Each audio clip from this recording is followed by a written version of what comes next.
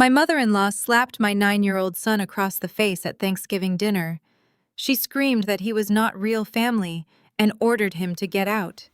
He hit the hardwood floor in front of the entire family, but no one dared speak, as if nothing had happened. I did not cry. I wiped my son's face, looked her dead in the eyes, and said 6 words that made her drop her plate. Before I continue this story, let me know where you are watching from in the comments below. Hit like and subscribe if you have ever had to protect your peace from toxic in-laws and the fake empires they build. The dining room of Vivian Davenport's sprawling Atlanta estate was suffocating. I sat quietly next to my husband Julian, playing the role of the meek high school teacher wife, while his family held court over a feast prepared by private caterers. The entire room was a monument to their obsession with image. Crystal chandeliers cast a harsh light over the long mahogany table where the Davenports performed their version of Black excellence for an audience of themselves. Vivian sat at the head of the table wearing a custom-tailored suit, radiating the kind of arrogant superiority she believed came with her last name. To her left sat Julian, my husband, the golden child, and supposedly highly successful wealth manager. Across from him sat his older brother Andre, alongside his white wife Chloe, who never missed an opportunity to remind everyone that her family supposedly came from generational old money in Charleston. And then there was Trey. My 9-year-old son sat quietly beside me, his small hands folded neatly in his lap. He was my late sister's child, whom I had legally adopted after her sudden passing 5 years ago. To me, he was my world. To Vivian, he was a stain on the immaculate Davenport bloodline, a charity case I had dragged into their pristine environment. The passive-aggressive warfare had started before the appetizers were even cleared. Chloe was swirling her wine glass, complaining loudly about the stress of running her luxury fashion boutique in Buckhead. She made sure to casually mention that her dress was an exclusive imported silk piece that cost $4,000 just in case anyone had forgotten her fabricated pedigree.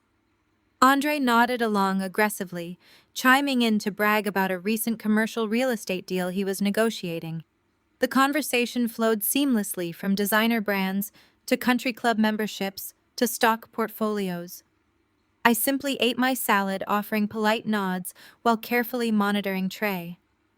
I knew exactly how fragile this environment was.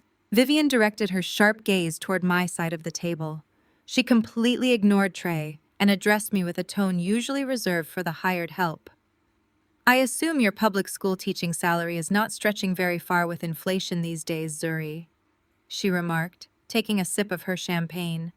"Julian is too generous providing for another woman's child. You really should be doing more to pull your weight in this marriage." I set my fork down slowly. I did not rise to the bait. I simply offered a tight smile and replied that teaching was very fulfilling. I knew arguing would only give her the reaction she craved. Julian did not defend me. He never did. He simply adjusted his designer watch and laughed nervously, agreeing with his mother that the economy was tough for regular people. The tension in the room thickened. Trey shifted in his seat, visibly uncomfortable. He was a good kid, but the pressure of sitting perfectly still under Vivian's glaring scrutiny was taking its toll. He reached across his plate to grab a dinner roll. His small arm brushed against the heavy silver gravy boat resting near the centerpieces. It tilted just an inch. A single dark drop of gravy splashed over the edge and landed directly on the sleeve of Chloe's white silk dress. The silence that followed was absolute. Chloe looked down at the brown stain spreading on her cuff. Her face contorted into a mask of pure rage. She shot out of her chair, knocking it backward onto the rug. "Look what this clumsy little brat just did," she shrieked, her voice echoing off the vaulted ceilings. "This is imported Italian silk. You cannot just dry clean this. He ruined it. He completely ruined a $4,000 dress because he does not know how to behave at a civilized dinner table." Trey shrank back into his chair, his eyes wide with panic. I immediately stood up, grabbing a linen napkin and dipping it into my water glass. "Chloe, it was an accident," I said, keeping my voice calm and steady. "I will pay for the dry cleaning or replace the dress if it comes to that. Please do not yell at him." Before I could even reach across the table, Vivian was out of her seat. She marched around the table with terrifying speed. She did not look at the dress. She did not look at me. She marched straight toward Trey. "You insolent little menace," Vivian hissed. Before I could process her movement, she raised her hand and struck Trey across the face with a vicious backhand. The crack of her palm against his cheek sounded like a gunshot in the quiet room. The force of the blow knocked my 9-year-old son entirely out of his heavy dining chair. He hit the solid oak floor with a heavy thud. Time seemed to freeze. I watched my son curl into himself on the ground, clutching his cheek, his small shoulders shaking as silent tears began to fall. Not a single person at the table moved. Andre took a slow sip of his wine. Chloe continued dabbing at her sleeve with a napkin, looking annoyed by the disruption. Julian, my husband, the man who had vowed to protect us, stared intently at his plate, completely unwilling to challenge his mother's violence. Vivian stood over Trey, her chest heaving as she pointed a manicured finger toward the front door. "He is not real family," she screamed, her voice vibrating with years of suppressed hatred. "Get out. I will not have my legacy ruined by your sister's bastard mistake. He has no right to sit at a Davenport table. He has no right to breathe the air in my home. You bring this ghetto, undisciplined charity case into my dining room and expect us to tolerate him. Get him out of my sight before I call security to drag him out." The shock in the room was palpable, but no one intervened. The facade of black excellence had just been stripped away to reveal the raw, putrid cruelty beneath it. I did not scream. I did not cry. A cold, calculating numbness washed over my entire body, dropping my heart rate and clearing my mind with absolute precision. I took a step toward Trey, but a hand clamped down hard on my wrist. I turned to see Julian gripping my arm, his face tight with anxious anger. He leaned in close, hissing directly into my ear. "Zuri, stop making a scene," he demanded under his breath. "Pick him up and take him to the car right now. You need to apologize to Chloe for the dress, and you need to apologize to my mother for letting him ruin Thanksgiving. Do not embarrass me in front of my family today." I looked down at Julian's hand wrapped tightly around my wrist. The cowardice in his eyes was blinding.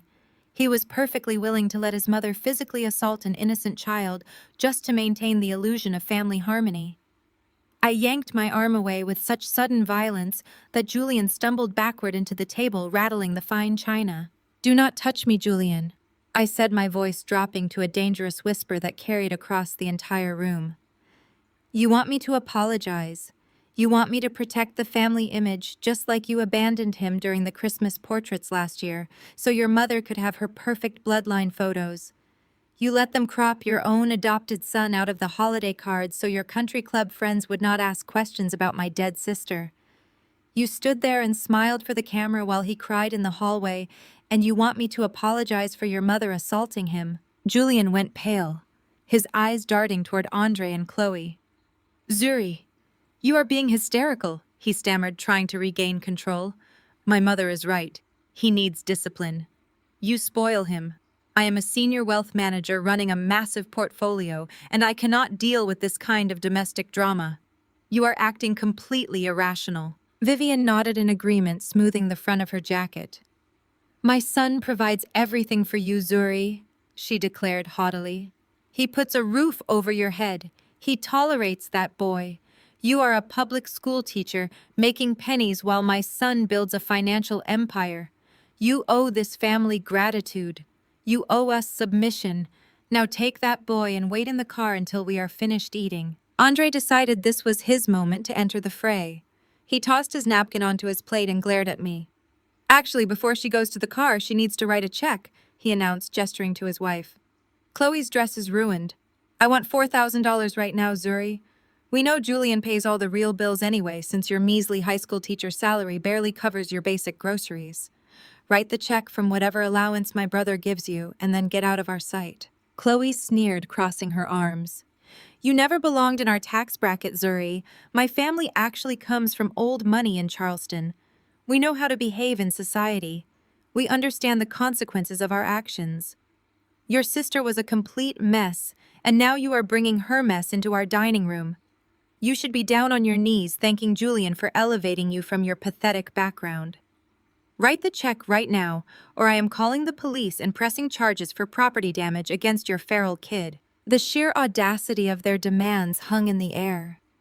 They were utterly convinced of their own superiority, completely blinded by the fake empire they had built around themselves. They looked at me and saw a powerless, dependent schoolteacher. They saw a woman they could bully and extort without consequence. They had absolutely no idea who I really was. I did not work as a high school teacher. That was the cover story I had maintained for years to avoid the very gold-digging opportunists I had unfortunately married into. I was the shadow founder and majority shareholder of an elite global forensic accounting and corporate auditing firm. My company investigated massive financial fraud for federal agencies and Fortune 500 corporations. I spent my days dismantling white-collar criminals, dismantling shell companies, and seizing assets from people exactly like the Davenports. I ignored Chloe's threat entirely. I knelt on the floor next to Trey. He was trembling, his hand still pressed against his red, swollen cheek. I gently pulled his hand away, inspecting the mark. I wiped the tears from his eyes, smoothing his shirt. "Are you okay, baby?" I asked softly, my voice perfectly calm to show him he was safe. He nodded silently, sniffing as he wrapped his small arms around my neck. I stood up, keeping him tucked securely behind my legs. I turned to face the table. I looked at Andre, demanding money he did not earn. I looked at Chloe, clutching her supposedly imported dress. I looked at Julian, sweating in his custom suit, completely devoid of a spine. And finally, I locked eyes with Vivian, who stood at the head of the table, radiating unearned pride. I did not raise my voice. I did not show an ounce of the fury burning through my veins. I simply delivered the reality they were about to face. "I own this estate," I said, the 6 words dropping into the room like an anvil. "Get out." Vivian stared at me for a long second before letting out a sharp, hysterical laugh. She picked up her plate, shaking her head in mock amusement. She looked at Julian, expecting him to join in the joke. "Tell your wife to stop making a fool of herself." Vivian chuckled. "She has clearly suffered a psychological break." But Julian did not laugh. Julian looked like he had just seen a ghost. The color completely drained from his face, leaving him looking sickly and hollow. He stared at me, his mouth opening and closing as he failed to form a single word. He knew. He suddenly realized the magnitude of what I had just said. I did not stay to explain the details. The foreclosure documents, the shell company purchases, the quiet acquisition of their debt, it could all wait. Right now, my only priority was getting my son away from these monsters. I took Trey's hand, turned my back on the stunned, silent room, and walked straight out the front door, leaving the heavy oak entrance wide open to the cold November air. We made it to the driveway before the shouting started inside the house. I strapped Trey into the back seat of my car, making sure he was secure and comfortable. As I was closing his door, Julian came sprinting out of the front entrance. His tie loosened, his face shining with panicked sweat. He rushed down the steps and threw his body between me and the driver's side door, slamming his hands down on the hood of my car. "Zuri, wait!" he gasped, chest heaving. "You cannot just leave. We need to talk about this. You are overreacting. My mother was out of line, but you cannot just make insane claims and walk away." I looked at him with absolute disgust. "Move out of my way, Julian." He shook his head, his eyes wild and desperate. "No, you are not leaving. You are my wife. You are going to stay here and we are going to fix this. You do not own anything, Zuri. I pay the mortgage on our house. I manage the finances. If you drive away right now, if you actually walk out on this family, I will freeze every single bank account you have. I will cut off your credit cards. You will not have a dime to your name. You think your little teacher salary is going to pay for a hotel tonight. You have nothing without me." I stared at the man I had married, slowly realizing that his cowardice was matched only by his profound stupidity. "You want to talk about finances, Julian?" I asked, my voice dangerously quiet. "Let us talk about the second mortgage you secretly took out on our marital home 7 months ago. Let us talk about how you took $300,000 in equity out of our house without my permission to pay off your mother's secret country club debts. Let us talk about how you dumped another $200,000 into Chloe's failing boutique to keep up the illusion that your brother married into old money. You drained our assets to fund a fake lifestyle because you are terrified of looking poor. Julian stumbled back as if I had physically struck him. His jaw dropped. How do you know about the second mortgage? He stammered, all the aggression instantly leaving his body. I hid the paperwork. The bank guaranteed confidentiality. I opened my car door, ignoring his question. If you ever threaten me or try to control my access to my own money again, I will have you arrested for financial fraud before the sun comes up, I said, stepping into the driver's seat. I started the engine, put the car in reverse, and backed out of the driveway, leaving Julian standing frozen in the middle of the luxury cars parked on the lawn. I drove straight to the financial district downtown, pulling up to the valet stand of the most exclusive five-star hotel in the city. The towering glass building was a fortress of luxury, known for hosting visiting dignitaries and international executives. I handed the keys to the valet and walked into the grand marble lobby with Trey holding tightly to my hand. I approached the front desk where a polished concierge offered a professional smile. Good evening, madam. How may I assist you tonight? I need your largest available suite for an indefinite stay, I replied, pulling my wallet from my bag. Certainly, madam, the concierge said, tapping at his keyboard. I have the presidential penthouse available. It is $5,000 per night. May I have a credit card for the deposit? I pulled out the joint debit card linked to the account I shared with Julian. The account where my supposed teaching salary was deposited. It was a test. I needed to see exactly how far Julian was willing to go.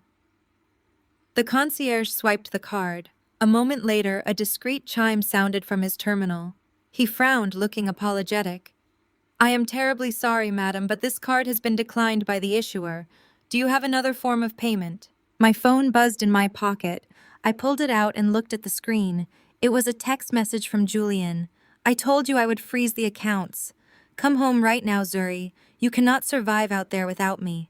Bring Trey back and apologize to my mother, and I will unfreeze your money. Stop being stubborn. You have nothing. I locked my phone and slid it back into my pocket. I looked at the concierge, who was waiting patiently for another card. I reached past my personal wallet into the hidden zippered compartment of my designer bag. I pulled out a solid, heavy matte black corporate card and set it gently on the marble counter. Try this one, I said. The concierge picked up the heavy metal card. He glanced at the name embossed on the front. His eyes widened slightly as he recognized the corporate insignia. He swiped the card through the terminal. The system instantly approved the transaction with a cheerful ping. But the concierge did not just hand the card back. He looked at his screen, then looked up at me, his professional demeanor shifting into a state of shocked reverence. He immediately stepped back from the counter and pressed a button on his radio. Mr. Vance, we need you at the front desk immediately. Less than 30 seconds later, the general manager of the hotel came rushing out from the back offices, straightening his suit jacket. He took one look at the screen, then looked at me, and practically bowed. Ms. Zuri, he said, his voice breathless with deference. I apologize profusely for the delay. We were not expecting you this evening. It is an absolute honor to have you on the property. Trey looked up at me confused. Why is he talking to you like that, Mom? I smiled down at him. Because, baby, my company does not just have an account here. My private equity firm owns this entire hotel group. The general manager personally escorted us to the private elevator, using his master key to take us directly to the top floor. He unlocked the double doors to the penthouse suite, a sprawling palace of glass, steel, and luxury that overlooked the entire city skyline. He promised that a full dinner service would be sent up immediately and assured me that any request would be handled with the highest priority. Once the door closed and we were alone, I ordered room service for Trey. We sat together on the massive velvet sofa, eating steak and fries, looking out over the city lights. I watched my son begin to relax, the tension leaving his small shoulders. He fell asleep shortly after dinner, completely exhausted by the trauma of the day. I carried him to the master bedroom, tucked him beneath the expensive down comforter, and kissed his forehead. Then I walked out to the living area and opened my encrypted laptop.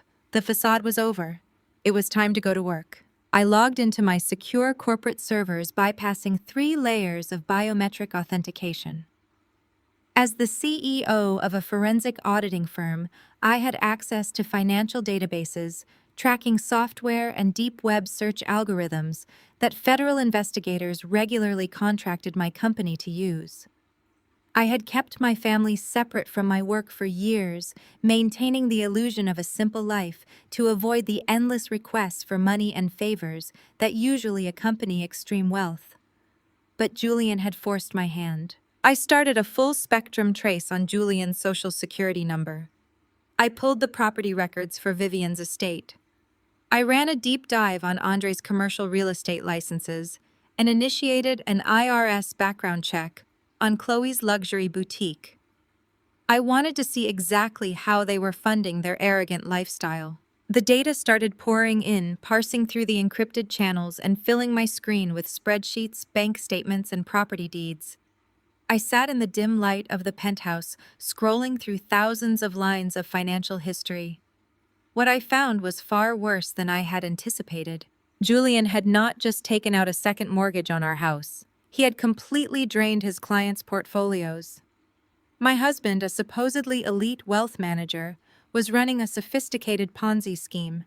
He was siphoning millions of dollars from his wealthy clients' accounts to fund the Davenport family facade. I pulled up the routing numbers, tracking where the embezzled money was going. The trace led directly to a corporate trust fund registered in Delaware under Chloe's maiden name. The old money trust she constantly bragged about was a complete fabrication. It was a shell company designed specifically to launder Julian's stolen money. Julian was funneling client funds into Chloe's fake trust. Chloe was using that dirty money to fund her failing luxury boutique, taking out massive business loans against the inflated assets. Andre was using the laundered cash to leverage his commercial real estate deals. And Vivian was receiving regular wire transfers from the shell company to pay her country club dues, property taxes, and luxury car leases. They were not an elite family of black excellence. They were a sophisticated crime ring built on a foundation of desperate, fragile egos. I downloaded every ledger, every wire transfer receipt, every fraudulent tax return. I compiled the evidence into secure encrypted folders, saving everything to multiple offshore servers. I spent the entire night mapping out their financial destruction, meticulously planning how to dismantle their lives piece by piece. By the time the sun began to rise over the Atlanta skyline, I had everything I needed. The trap was fully constructed. All I had to do now was wait for them to walk into it. Monday morning arrived with a cold, driving rain. I left Trey at the hotel under the supervision of a private nanny and a security detail I had hired through my corporate office. I took a secure town car to a high-rise building in Midtown, taking the private elevator to the top floor where my legal team operated. I walked into the massive glass-walled conference room and dropped my encrypted hard drive onto the table. Elias, my lead corporate attorney and one of the most ruthless litigators in the city, was waiting for me. He poured 2 cups of black coffee and handed me one, his expression sharp and focused. "I reviewed the files you sent over the encrypted server last night," Elias said, opening a thick manila folder. "Your husband is a complete idiot. The embezzlement trail is so sloppy a first-year accounting student could have found it. He left digital fingerprints on every single wire transfer to his sister-in-law's shell company." I took a sip of the bitter coffee. "How fast can we execute the total liquidation?" Elias smiled, a predatory grin that made him famous in corporate courtrooms. "The mechanisms are already in motion. We flagged the suspicious transactions to the compliance board at Julian's firm an hour ago. They are initiating an internal audit as we speak. As for the sister-in-law, her boutique has been reporting massive losses for 3 years, while simultaneously receiving millions in undocumented cash injections." I forwarded the entire financial package to my contacts at the IRS Criminal Investigation Division. They love a slam-dunk tax fraud case. "What about Vivian's house?" I asked, setting my cup down. Elias slid a separate document across the table. "That is the best part of this entire mess. You were correct about the foreclosure. Vivian Davenport took out 3 separate reverse mortgages on her generational estate over the last decade. She completely defaulted 9 months ago. The bank foreclosed quietly to avoid a public auction." Elias tapped the document. "2 months ago, when you asked me to diversify your real estate portfolio, my acquisitions team purchased a bundle of foreclosed luxury properties from that specific bank. We bought Vivian's estate through one of your anonymous holding LLCs. We paid cash. You have been the legal owner of that house for 60 days. Vivian has been living there under a temporary leaseback agreement brokered by the bank, which she also defaulted on last week." I picked up the deed, examining the official county seals. I owned the fortress, where they had humiliated my son. The irony was perfect. As I reviewed the paperwork, my phone began to vibrate violently on the table. It was a barrage of messages from the Davenport family group chat. I had ignored their calls all weekend, letting them stew in their arrogance. I opened the messages, watching their toxicity play out in real time. Vivian had left 3 voicemails spanning from furious to unhinged. "You better bring that boy back here and apologize," she screamed in the first message, her voice shrill with rage. "You think you can walk out on this family? You are nothing without us. If you do not return Julian's calls, I am contacting Child Protective Services. I will tell them you are mentally unstable and socially unfit to raise a child. We will have him taken away and you will end up in a psych ward." Chloe had sent a series of threatening texts demanding money. "My lawyer is drafting a lawsuit for assault and property damage, Zuri. Your feral kid ruined my dress. If you do not wire me $4,000 by noon, I am taking you to court. Good luck paying for a defense attorney on a teacher's salary." Then came the message from Julian. It was completely different in tone, a sudden pivot from aggressive control to panicked sweetness. "Zuri baby, please answer your phone. I am so sorry about how things escalated on Thanksgiving. My mother was completely out of line, and I should have defended you. We all want to make this right. Please meet us for a reconciliation brunch today at noon at my mother's country club. We have a private room reserved. We want to apologize to you and Trey properly. Please come home." I showed the message to Elias. He read it and chuckled, shaking his head. "It is a trap. He realizes you have been gone all weekend without accessing the joint accounts. He knows you have alternative funding, and he is panicking. He wants to lock you down before you file for divorce and demand discovery on his financials." "I know it is a trap," I replied, closing my phone. "And I'm going to walk right into it." Elias raised an eyebrow. "You want to execute the drop today?" "Today," I confirmed. "Print the specific documents we discussed. I want 3 physical folders, 1 for Chloe, 1 for Julian, and the deed for Vivian. Coordinate with the county sheriff regarding the eviction notice for the estate. I want them on standby." Elias nodded, gathering the paperwork and signaling his paralegals to begin the printing process. "I will personally notify the federal authorities that you will be engaging the targets at noon. The timing will be flawless." I spent the next 2 hours going over the exact legal and financial details with Elias, ensuring every single trapdoor was sealed tight. I packed the 3 manila folders into my designer tote bag, feeling the weight of the paper that would end their fake empire. At 11:30, I left the office and had my driver take me to the exclusive Buckhead Country Club. The sprawling, manicured grounds were a monument to old Southern wealth, a place where people like Vivian paid exorbitant fees just to feel superior to the general public. As my car pulled up to the grand entrance, my phone buzzed with a text from Elias. "The compliance board at Julian's firm just pulled his security clearance," Elias wrote. "The feds are moving on Chloe's boutique. The hammer is dropping Zuri. Give them hell." I locked my phone, stepped out of the car, and handed my coat to the waiting attendant. The air inside the club smelled of expensive leather and old money. I walked past the grand dining room, ignoring the stares of the wealthy patrons, and made my way to the private dining suites in the back. I pushed open the heavy mahogany doors to the private room. Vivian, Julian, Andre, and Chloe were sitting around a lavishly set table looking like royalty holding court. There was no warmth in their eyes, no genuine remorse. They looked like predators waiting for their prey to sit down. Julian stood up, smoothing his tie, offering a fake, relieved smile. "Zuri, you made it. Please sit down. We have a lot to discuss." I did not sit. I stood at the end of the table, resting my bag on the polished wood. "I am listening, Julian. Where is this apology you promised?" Vivian scoffed, swirling her mimosa. "Do not be absurd, Zuri. Nobody is apologizing to you. You embarrassed this family by storming out like a petulant child. You took that boy and disappeared for 3 days. You are lucky we are even allowing you back into our presence." Julian cleared his throat, pulling a thick stack of legal documents from his briefcase and sliding them across the table toward me. "We are willing to overlook your emotional breakdown, Zuri, but there have to be changes.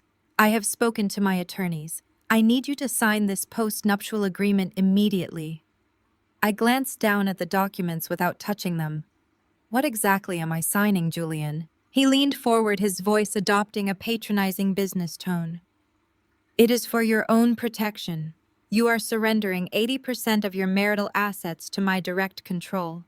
You are also agreeing to send Trey to a remote behavioral boarding school in upstate New York. My mother found a facility that handles difficult children. Furthermore, there is a clause stating that you acknowledge sole responsibility for any recent accounting irregularities in our joint tax filings. You handle the household budgeting, so it makes sense that any errors fall under your liability." I stared at him, letting the sheer magnitude of his betrayal hang in the air. He was trying to force me to sign away my assets, abandon my son, and take the legal fall for his federal embezzlement scheme, all under the guise of family reconciliation. Chloe laughed, a sharp, grating sound. "Just sign the papers, Zuri. You should be grateful Julian is not dumping you on the street. You come from nothing. A ghetto public school teacher who got lucky. You have no pedigree, no class, no understanding of how real wealth operates. My family has been managing estates for generations. We know how to protect our assets from liabilities like you." I kept my gaze fixed on Chloe, my voice dropping to a terrifying calm. "You want to talk about pedigree, Chloe? Let us talk about yours. Let us talk about how your supposedly wealthy Charleston family went completely bankrupt in 1998 after your father was indicted for securities fraud. Let us talk about how you have 0 trust fund, 0 inheritance, and 0 actual wealth." Chloe's smug smile vanished, replaced by a look of sheer panic. Andre looked at his wife, his brow furrowing in confusion. "What is she talking about, Chloe?" I ignored Andre and kept my eyes locked on Chloe. "You live off maxed-out credit cards and the dirty money my husband launders through your fake shell company. Your luxury boutique has not turned a legitimate profit in 3 years. You are a fraud, Chloe. A broke, desperate fraud playing dress-up in a world you cannot afford." Vivian slammed her hand down on the table, rattling the silverware. "Enough," she roared, standing up, her face flushed with fury. "I will not have you speak to my family this way. You do not belong in our world, Zuri. You lack the grace, the breeding, and the intelligence to comprehend Black excellence. You are a common teacher. I will have security throw you out of this club right now, and I will personally see to it that you never step foot in my son's house again." I did not flinch. I did not raise my voice. I reached into my bag, pulled out the first manila folder, and slid it smoothly across the table until it rested directly in front of Chloe. "I am not a teacher, Vivian," I said, my eyes tracking Chloe as she hesitantly opened the folder. "I am the CEO of the forensic auditing firm that investigates federal financial crimes." Chloe looked down at the documents inside the folder, her face drained of all color. She let out a sharp, horrifying gasp, dropping the papers as if they burned her hands. "You might want to call your accountant, Chloe," I continued, my voice echoing in the dead silence of the room. "The IRS Criminal Investigation Division just froze your boutique's assets 10 minutes ago. They have seized your inventory and your bank accounts. You are currently under federal investigation for tax evasion and money laundering." Chaos erupted at the table. Chloe started hyperventilating, clutching her chest as she stared at the federal freeze notices. Andre grabbed the papers, reading them frantically. He turned to Julian, his face twisted in rage. "You idiot!" Andre shouted, grabbing Julian by the lapels of his suit. "You said the shell company was untraceable. You said the money was clean. You laundered stolen funds through my wife's business and left a paper trail." Julian shoved his brother away, panicked sweat pouring down his face. "I covered my tracks," he stammered, backing away from the table. "The accounts were encrypted. There is no way they found the source funds." I pulled the second manila folder from my bag and slid it toward Julian. It stopped perfectly at the edge of the table. "They did not have to find the source funds," Julian said. "I found them." Julian stared at the folder, terrified to touch it. I reached over, flipped it open, and exposed the printed email resting on top. "My company was hired by your corporate board to conduct an internal security audit last month," I explained, watching his eyes widen in horror as he read the official termination notice bearing his name. "I have spent the last 3 days tracking every single dime you embezzled from your clients' portfolios. I handed the entire digital ledger over to federal authorities at dawn today." Julian fell back into his chair, his legs giving out beneath him. "You were terminated for gross embezzlement at 9 o'clock this morning, Julian," I said, delivering the fatal blow. "The FBI is currently boxing up your office, securing your hard drives, and interviewing your compliance team. You are looking at 20 years in federal prison for wire fraud." Julian buried his face in his hands, letting out a loud, pathetic sob. The golden child, the supposedly brilliant wealth manager, was reduced to a crying, trembling mess in front of his entire family. Vivian stood frozen at the head of the table, her chest heaving as she watched her perfect empire evaporate in a matter of seconds. But her arrogance was a terminal disease. She refused to accept defeat. She straightened her spine, attempting to assert her matriarchal dominance one last time. "This is a lie," Vivian hissed, pointing a shaking finger at me. "You are a vindictive, manipulative liar. My son is a respected executive. We are the Davenports. We have our name, our legacy, and our estate. You cannot destroy us with fake paperwork. I will hire the best defense attorneys in the state. I will sell my home if I have to, and I will ruin you in court." I looked at her, feeling absolutely nothing but cold satisfaction. I pulled the final manila folder from my bag. It was thicker than the others. I slid it across the long table, watching it glide smoothly until it bumped against Vivian's champagne flute. "You cannot sell your home, Vivian," I said, my voice dropping to a razor-sharp whisper. Vivian looked down at the folder. She slowly opened the cover. Her eyes scanned the official county deed, resting on top, bearing the embossed seal of the state of Georgia. "I didn't say I wanted your house, Vivian," I reminded her, echoing the 6 words I had spoken at Thanksgiving dinner. "I said I own it." Vivian stumbled backward, clutching the edge of the table for support. "You took out 3 secret reverse mortgages to fund this fake lifestyle," I continued, exposing the absolute depth of her hypocrisy. "You defaulted on all of them 9 months ago. The bank foreclosed. My LLC bought the debt at a private auction. I have been your landlord for 60 days. Vivian tried to speak, but only a strangled wheeze escaped her throat. "And because you missed your final rent payment to my shell company last week," I said, delivering the absolute knockout blow, "the sheriff is at your front door changing the locks right now. Your designer clothes, your antique furniture, your precious family portraits, they are all being boxed up and placed on the curb. You have no legacy, Vivian. You have no estate. You are homeless." Vivian's knees buckled. She collapsed heavily into her chair, letting out a guttural, devastating wail. The facade was completely shattered. There was no black excellence. There was only debt fraud and the cold, hard reality of the street. Chloe snatched her purse, sprinting out of the private dining room, screaming into her phone, demanding her lawyers fix the federal freeze. Andre chased after her, shouting about bankruptcy and divorce, leaving his brother behind to face the music. Julian slid off his chair onto the plush carpet of the country club. He crawled toward me on his knees, grabbing the hem of my skirt, his tears staining the fabric. "Zuri, please," he begged, his voice cracking loudly enough for the country club staff outside the door to hear. "I am your husband. Please do not do this. I will do anything. I will go to rehab. I will be a real father to Trey.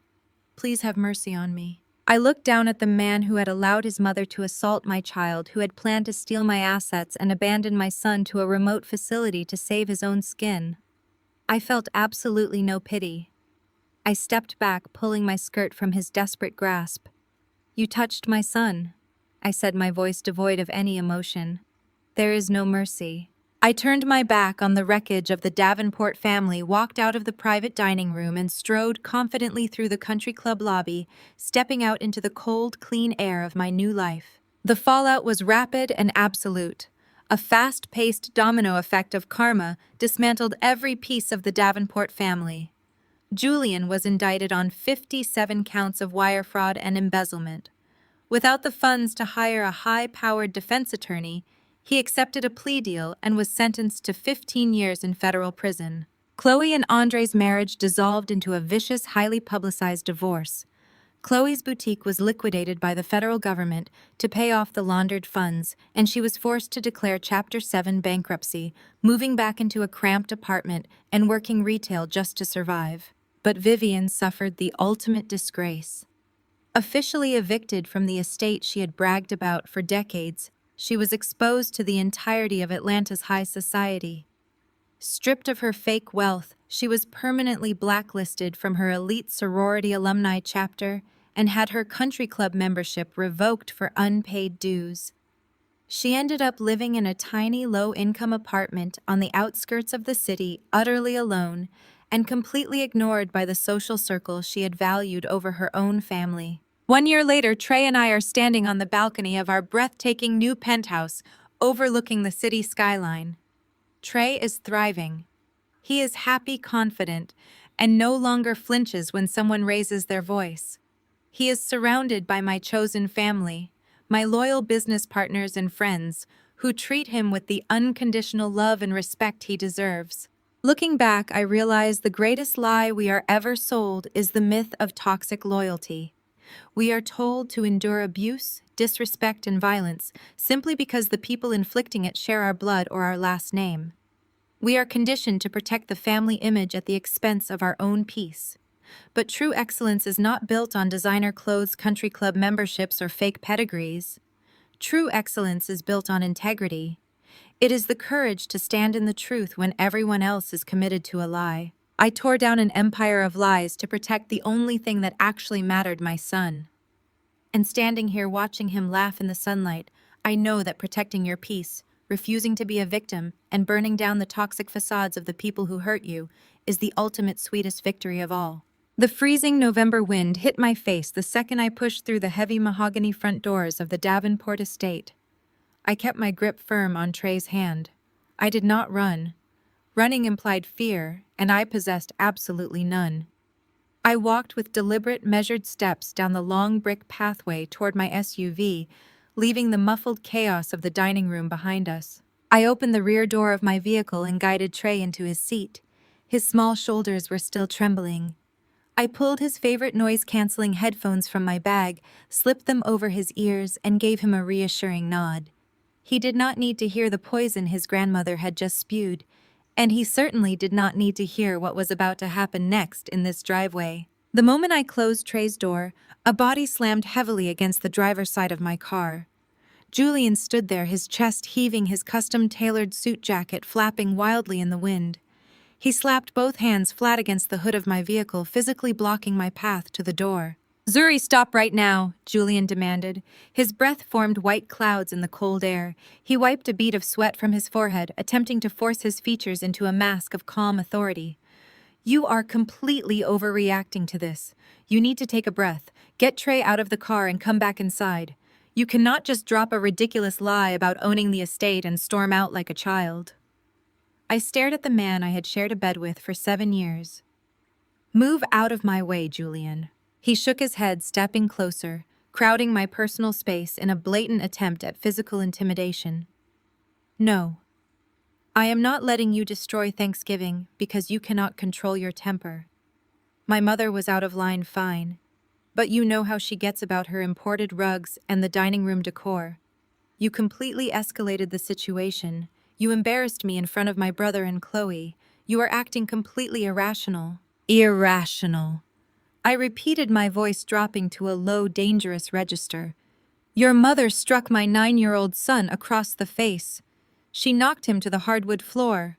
And you sat there staring at your turkey like an absolute coward. Do not stand in my driveway and project your spinelessness onto me. Julian's face flushed a deep, angry purple. The reasonable husband act evaporated instantly, replaced by the arrogant entitlement his mother had raised him to possess. Do not speak to me like that. I am a senior wealth manager. I command respect in every room I walk into. You are a public school teacher making pennies. You do not understand the immense pressure I am under to maintain the Davenport family name. The Davenport family name is a pathetic illusion, I replied, staring at him with absolute disgust.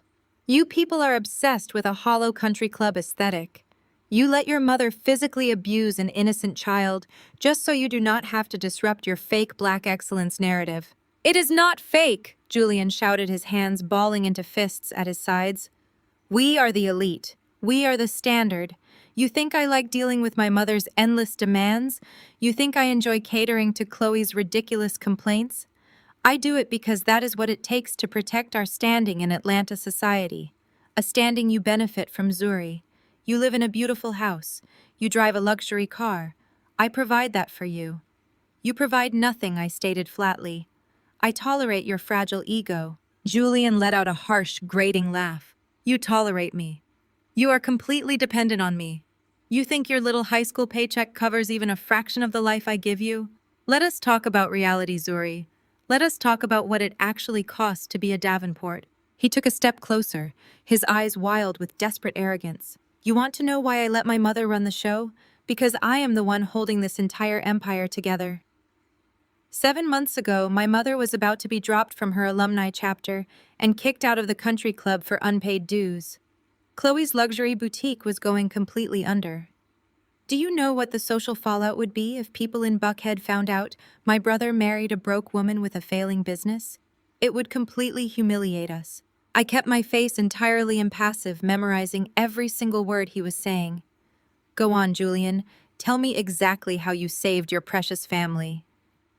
Julian smirked, clearly mistaking my cold observation for submission. I did what I had to do. I took out a second mortgage on our house, our marital home.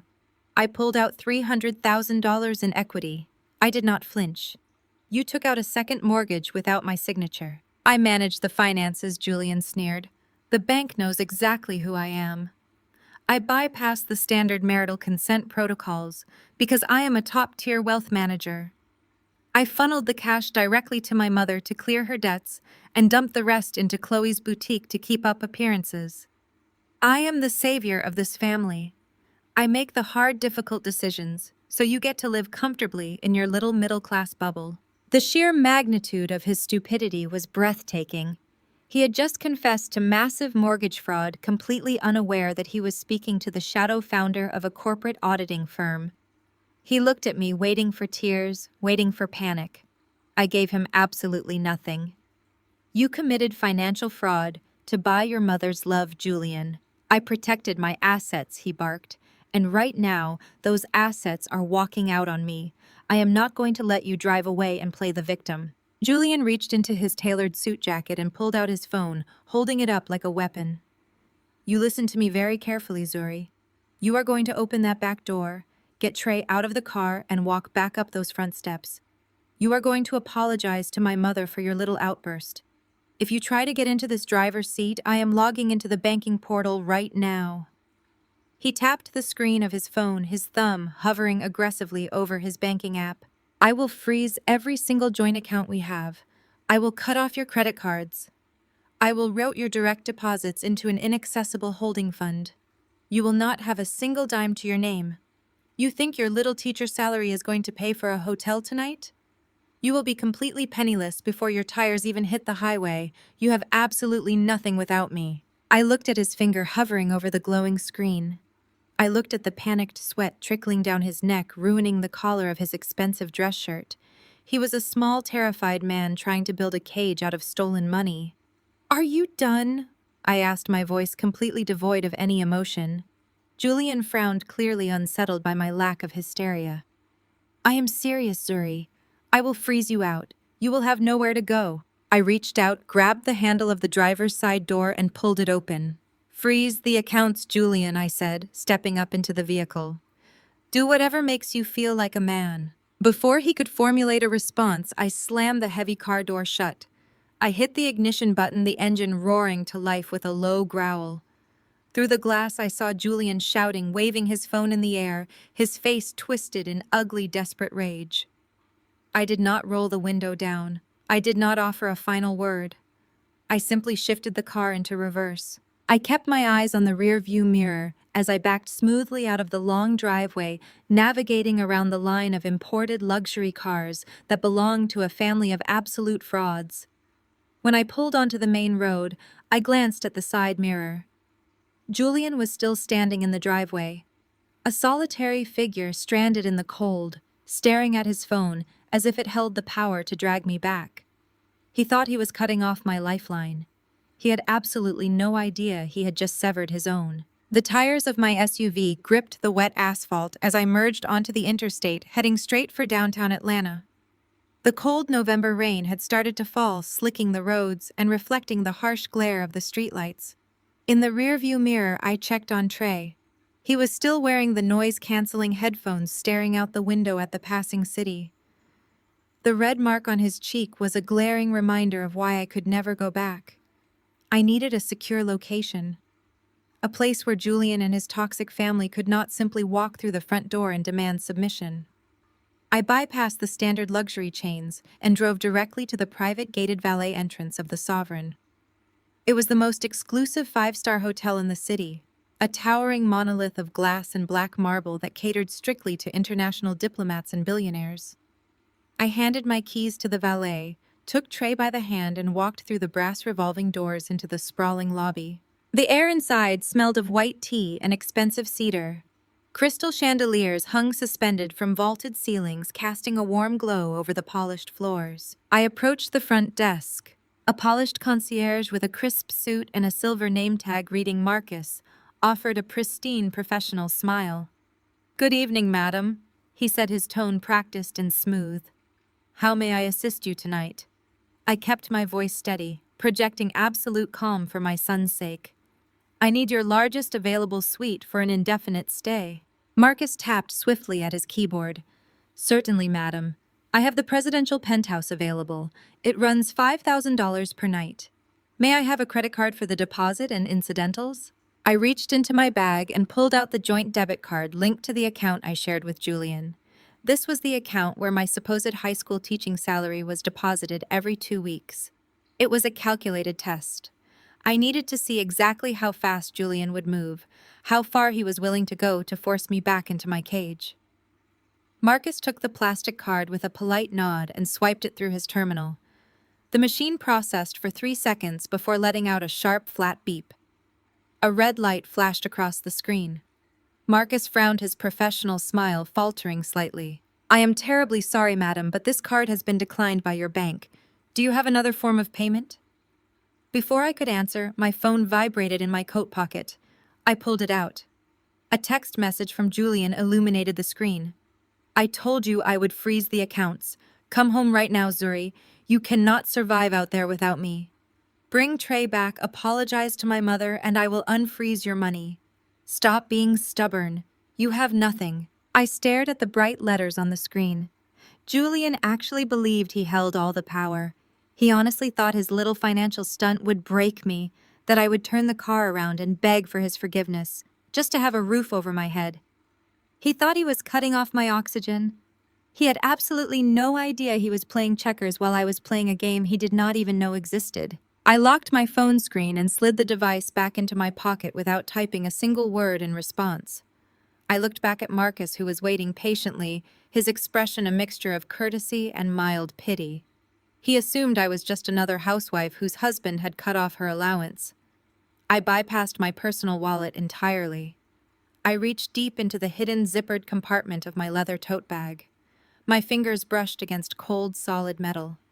I pulled out a heavy matte black corporate card, devoid of any standard bank logos. It bore only a discreet microchip and my professional name. I set the heavy metal down onto the marble counter with a soft clink. "Try this one," I said. Marcus picked up the heavy card. His brow furrowed slightly as he felt the weight of the solid metal, turning it over to inspect the blank back. He swiped it through the secondary terminal reserved for private accounts. The machine did not just beep. It chimed a melodious, high-pitched sequence of approvals. The screen lit up in bright green. Marcus looked at his monitor, and all the color completely drained from his face. His professional courtesy instantly morphed into a state of shocked, wide-eyed reverence. He took a hasty step back from the counter and immediately pressed the emergency channel button on his earpiece. "Mr. Sterling, we need you at the front desk right now. It is a code red VIP." Less than 30 seconds later, the general manager of the Sovereign came rushing out from the back executive offices. He was straightening his tie, his chest heaving as if he had sprinted down the hallway. He took one look at the glowing terminal screen, then looked up at me. He practically bowed over the marble counter. "Ms. Zuri," the general manager gasped, his voice breathless with absolute deference. "I apologize profusely for the delay. We had absolutely no idea you were coming to the property this evening. It is an immense honor to have you here in person." Trey tugged gently on the sleeve of my coat. He looked up at me, his brown eyes wide with confusion. "Why is he talking to you like that, Mom?" I knelt down to his eye level, smoothing the collar of his jacket. "Because, baby, my company does not just have a corporate account here. My private equity firm owns this entire hotel group." I stood back up and looked at the general manager. "We are tired. We need the penthouse, and I need absolute privacy. No one gets my room number, and if a man named Julian Davenport calls or shows up demanding access, your security team is to remove him from the premises immediately." "Understood." The general manager nodded vigorously, personally, grabbing 2 key cards from the secure drawer. "Absolutely, Ms. Zuri. The penthouse is entirely yours. I have already locked out the floor on the elevator controls. I will personally escort you up right now, and I will have a full dinner service sent up immediately on the house, of course." We bypassed the main lobby elevators. The general manager led us to the private glass-enclosed express elevator that shot us directly to the top floor of the building. The doors slid open to reveal a sprawling palace of glass, steel, and luxury. Floor-to-ceiling windows offered a panoramic, unobstructed view of the entire Atlanta skyline. The suite featured a massive velvet sectional, a private dining room, and a master bedroom with a king-size bed that looked like a cloud. I thanked the manager, took the keycards, and locked the heavy double doors behind us. The silence of the penthouse was a welcome relief from the suffocating toxicity of Vivian's dining room. Room service arrived 20 minutes later, rolling in a cart loaded with steak, gourmet macaroni, and cheese and fresh fruit. I sat with Trey on the massive sofa, watching the tension finally leave his small shoulders as he ate his favorite food while looking out over the glowing city lights. The swelling on his cheek was going down, but the anger in my chest was only compounding. I waited until his eyes grew heavy. I carried him to the master bedroom, tucked him beneath the thick down comforter, and gently kissed his uninjured cheek. I closed the bedroom door quietly and walked back out to the main living area. I pulled my encrypted laptop from my bag and set it on the glass dining table. The glowing screen of my laptop was the only light in the sprawling living area of the penthouse. I sat at the glass dining table, overlooking the rain-swept Atlanta skyline, and cracked my knuckles. For 7 years, I had kept my professional life entirely separate from my marriage. Julian believed I graded history essays and managed our grocery budget. He preferred it that way. A powerful man needed a simple wife to make him feel large. Tonight, he was going to learn exactly how small he truly was. I ran my thumb over the biometric scanner on the keyboard. The system verified my fingerprint, my retinal scan, and my voice print before granting me access to the secure servers of my firm. As a shadow CEO handling forensic audits for federal task forces, I commanded software that could trace a single dollar through a dozen international borders in seconds. I had never turned this machinery on my own family. I never had a reason to until Julian dared to threaten my survival. I started with the basics. I ran a standard algorithmic sweep on Julian's social security number and our joint financial profiles. The data populated instantly. Julian had not been lying about the second mortgage. The documentation was right there, buried under a subsidiary lender, to avoid triggering alerts on our primary accounts. He had stripped $300,000 of equity from the home I meticulously maintained. He had also executed a freeze order on our joint checking and savings accounts, precisely at 8 o'clock. The sheer audacity of his petty control tactics made my pulse drop into a slow, steady rhythm. But the math did not make sense. Julian was a senior wealth manager bringing in a mid-six-figure salary. Even with Vivian's country club dues and Chloe's endless shopping habits, a second mortgage should not have been necessary unless he was covering a massive invisible deficit. Desperation leaves a very specific financial footprint. I bypassed the consumer credit bureaus and tapped directly into the institutional trading databases my firm used to flag corporate irregularities. I initiated a deep dive audit on Julian's entire client portfolio at his wealth management firm. I set the parameters to look for unauthorized internal transfers, mismatched quarterly statements, and phantom yields. I leaned back in the velvet chair and took a sip of the cold coffee room service had left behind. The progress bar on my screen raced from 0 to 100% in less than 2 minutes. When the results populated, my screen flashed with a cascade of red warning indicators. It was a catastrophic hit. Julian was not just a coward. He was a spectacular idiot. He had been systematically siphoning funds from the portfolios of his oldest and wealthiest clients. The ledgers showed a textbook Ponzi scheme. He was taking capital from new investors to fabricate return statements for his existing clients, while quietly skimming off the top. We were not talking about a few $1,000s to cover a lavish vacation. The aggregated total of the missing funds exceeded $4 million. My husband, the man who had just stood in my driveway and demanded my submission, was actively committing federal wire fraud on a massive scale. I felt a sharp, cold smile pull at the corners of my mouth. I had spent my entire career dismantling white-collar criminals who were 10 times smarter than Julian. He had married an apex predator and invited her into his house completely unaware of the teeth hidden behind my smile. I needed to know where the money was going. A man like Julian did not just stuff $4 million into a mattress. He had to be cleaning it. I engaged a tracking sequence targeting the destination routing numbers of the embezzled funds. The money was being funneled out of his firm through a series of chaotic, amateurish microtransactions designed to avoid federal reporting limits.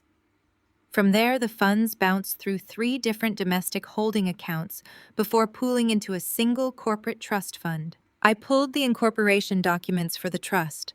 It was registered in Delaware. The beneficiary name listed on the founding charter made me stop and read the line twice. The trust was registered under Chloe's maiden name, the legendary old money trust that Chloe constantly bragged about at every family dinner. The generational wealth that supposedly gave her the right to look down on my public school background was a complete and utter fabrication. It was nothing but a shell company. I dug deeper, pulling the historical tax records for Chloe's family in Charleston. Her parents had filed for Chapter 7 bankruptcy in 1998, after her father was indicted for securities fraud. Chloe possessed 0 pedigree and 0 inheritance. The entire Davenport empire was a house of cards glued together with stolen money. I tracked the disbursements leaving the Delaware Shell Company. The financial web unraveled perfectly on my screen. Julian was embezzling the cash and dumping it into Chloe's fake trust. Chloe was then quietly transferring those funds into the operating accounts of her luxury boutique in Buckhead. I pulled the boutique's profit and loss statements. The store had been operating at a devastating deficit for 3 years, selling a fraction of the inventory required to keep the lights on. Yet the business accounts showed massive unexplained cash injections that Chloe was writing off as private investments.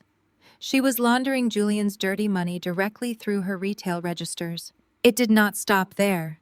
The Shell Company ledger showed regular massive withdrawals authorized by Andre.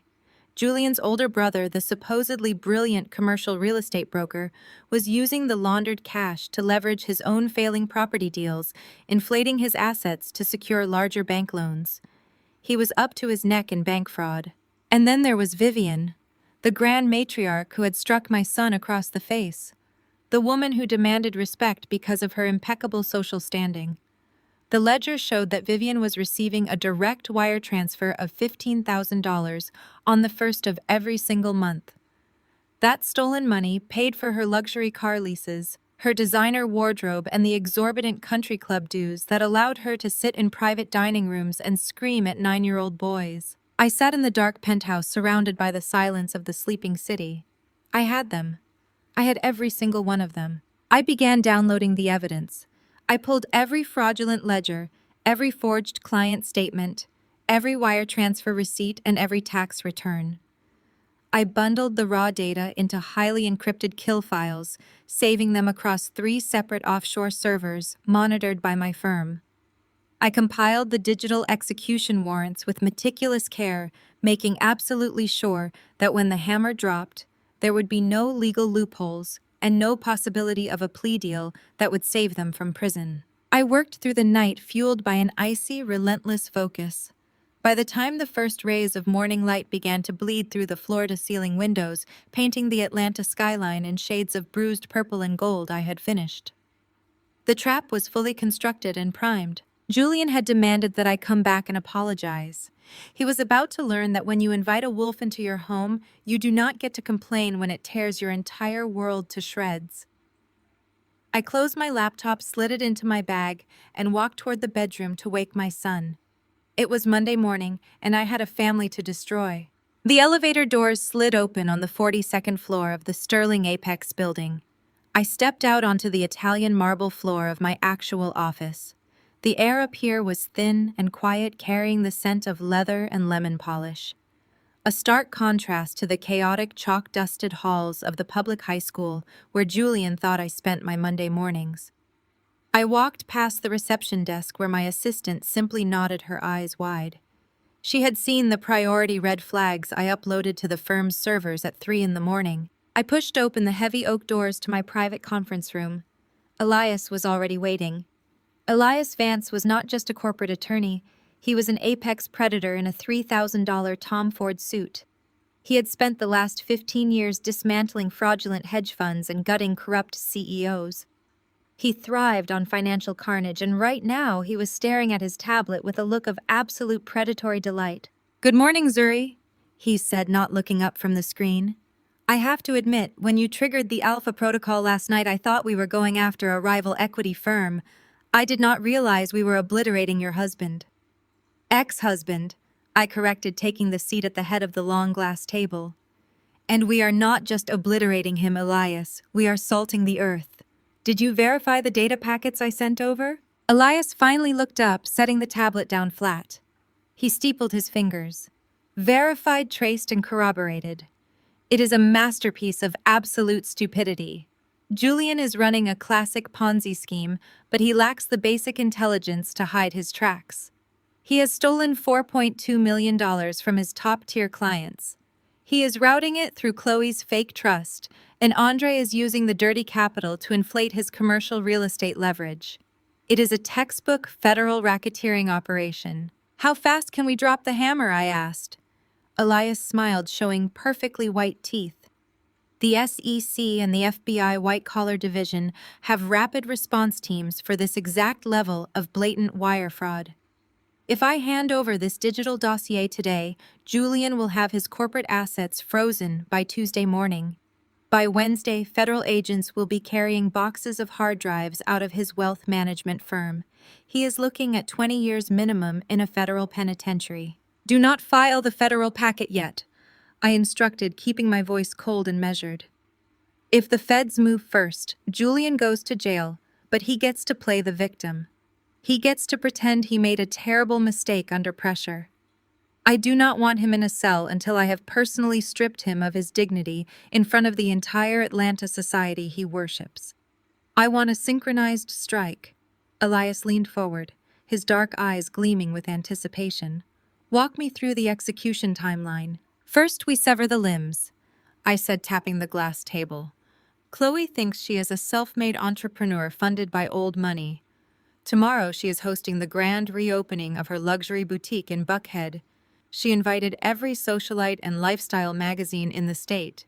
You are going to draft a forensic audit summary proving her entire inventory is funded by stolen money. I want her served with a civil asset forfeiture notice in the middle of her champagne toast. Consider it done, Elias said, making a quick note on his legal pad. She will be a pariah before the caviar goes warm. And Andre. Andre is currently closing a $50 million commercial development downtown, I replied. Contact the underwriting bank. Send them the proof that his collateral is entirely fraudulent. They will pull the funding immediately and flag him for bank fraud. His career in real estate will evaporate by lunch. Elias let out a low whistle of appreciation. A total simultaneous financial decimation. You are taking out the entire Davenport generation in one afternoon. They built a cage of fake superiority and tried to lock me inside it. I stated my tone devoid of any mercy. Now I am dropping a match on the floorboards. Elias nodded slowly, reaching into his leather briefcase. He pulled out a thick, heavy manila envelope secured with a red string tie. He placed it in the center of the glass table and slid it toward me. You handled the siblings perfectly, he said, his voice dropping to a serious professional register. But we need to talk about the matriarch. We need to talk about Vivian Davenport and the generational estate. I placed my hand flat on the manila envelope, feeling the weight of the documents inside. This was the final nail. Vivian Davenport based her entire identity on that massive mahogany and brick mansion. She used it as a weapon. She constantly reminded me that I came from nothing while she resided in a historic masterpiece passed down through generations of Davenport excellence. She claimed the house was a symbol of their untouchable status. Tell me the holding company cleared the final hurdles, I said. Elias offered a razor-thin smile. They cleared them 6 months ago, Zuri. The deed is fully recorded and the title transfer is legally bulletproof. He opened the envelope and spread the official county property records across the glass. It is exactly as you suspected. The Davenport generational wealth is a complete myth. Vivian has been drowning in debt for a decade. She took out multiple high-interest loans against the property just to maintain her country club lifestyle. A year ago, she stopped making payments entirely. The bank initiated foreclosure proceedings quietly to avoid a public auction because Vivian begged them for a private settlement to save her reputation. I picked up the stamped deed, tracing the embossed seal with my finger, and my LLC bought the distressed debt. Elias nodded, tapping the final page of the contract. Vanguard Holdings purchased the note for pennies on the dollar. You assumed the debt and executed the final foreclosure clause privately. Julian funneled that stolen money to her, trying to catch up on the arrears, but he was too late. The transfer was already locked. Vivian Davenport does not own a single brick of that estate. You do. You have been the sole legal owner of the Davenport mansion for 6 months. I stared at the paperwork, letting the reality of the situation wash over me. For 6 months, I had sat at Vivian's dining room table listening to her berate me for scuffing her imported rugs. I had listened to her call my son a burden. I had endured her endless, arrogant lectures about my lack of pedigree, all while she was literally squatting in a house that I owned. She struck my son Elias, I said, my voice dropping to a dangerous whisper. She knocked him to the floor in my house. Elias stopped smiling. His posture went completely rigid, recognizing the lethal shift in the room's atmosphere. What is the directive, Zuri?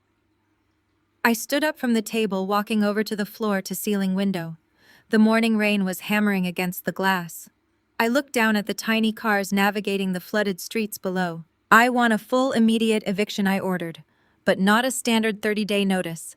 I want an emergency lockout executed. Vivian is hosting her annual Daughters of the South charity luncheon at the estate tomorrow afternoon. Every prominent woman in her social circle will be sitting in my dining room sipping my tea. Elias stood up, gathering the documents. I will contact the county sheriff's civil division. I can arrange for a tactical eviction unit to arrive precisely at 1 o'clock. They will post the notice on the front door, change the locks, and physically remove her and her guests from the premises. Make sure the media is tipped off, I added, turning back to face him. Julian thinks he commands respect. Vivian thinks she is untouchable. By tomorrow night, the entire city will watch them standing on the curb with nothing but the clothes on their backs. Elias secured the folder back inside his briefcase. It will be a massacre, Zuri. They will not have a single dollar, a single property, or a shred of dignity left. Before I could confirm the order, my private cell phone rang. The sharp, jarring ringtone cut through the quiet tension of the conference room. I pulled it from my pocket and looked at the caller ID.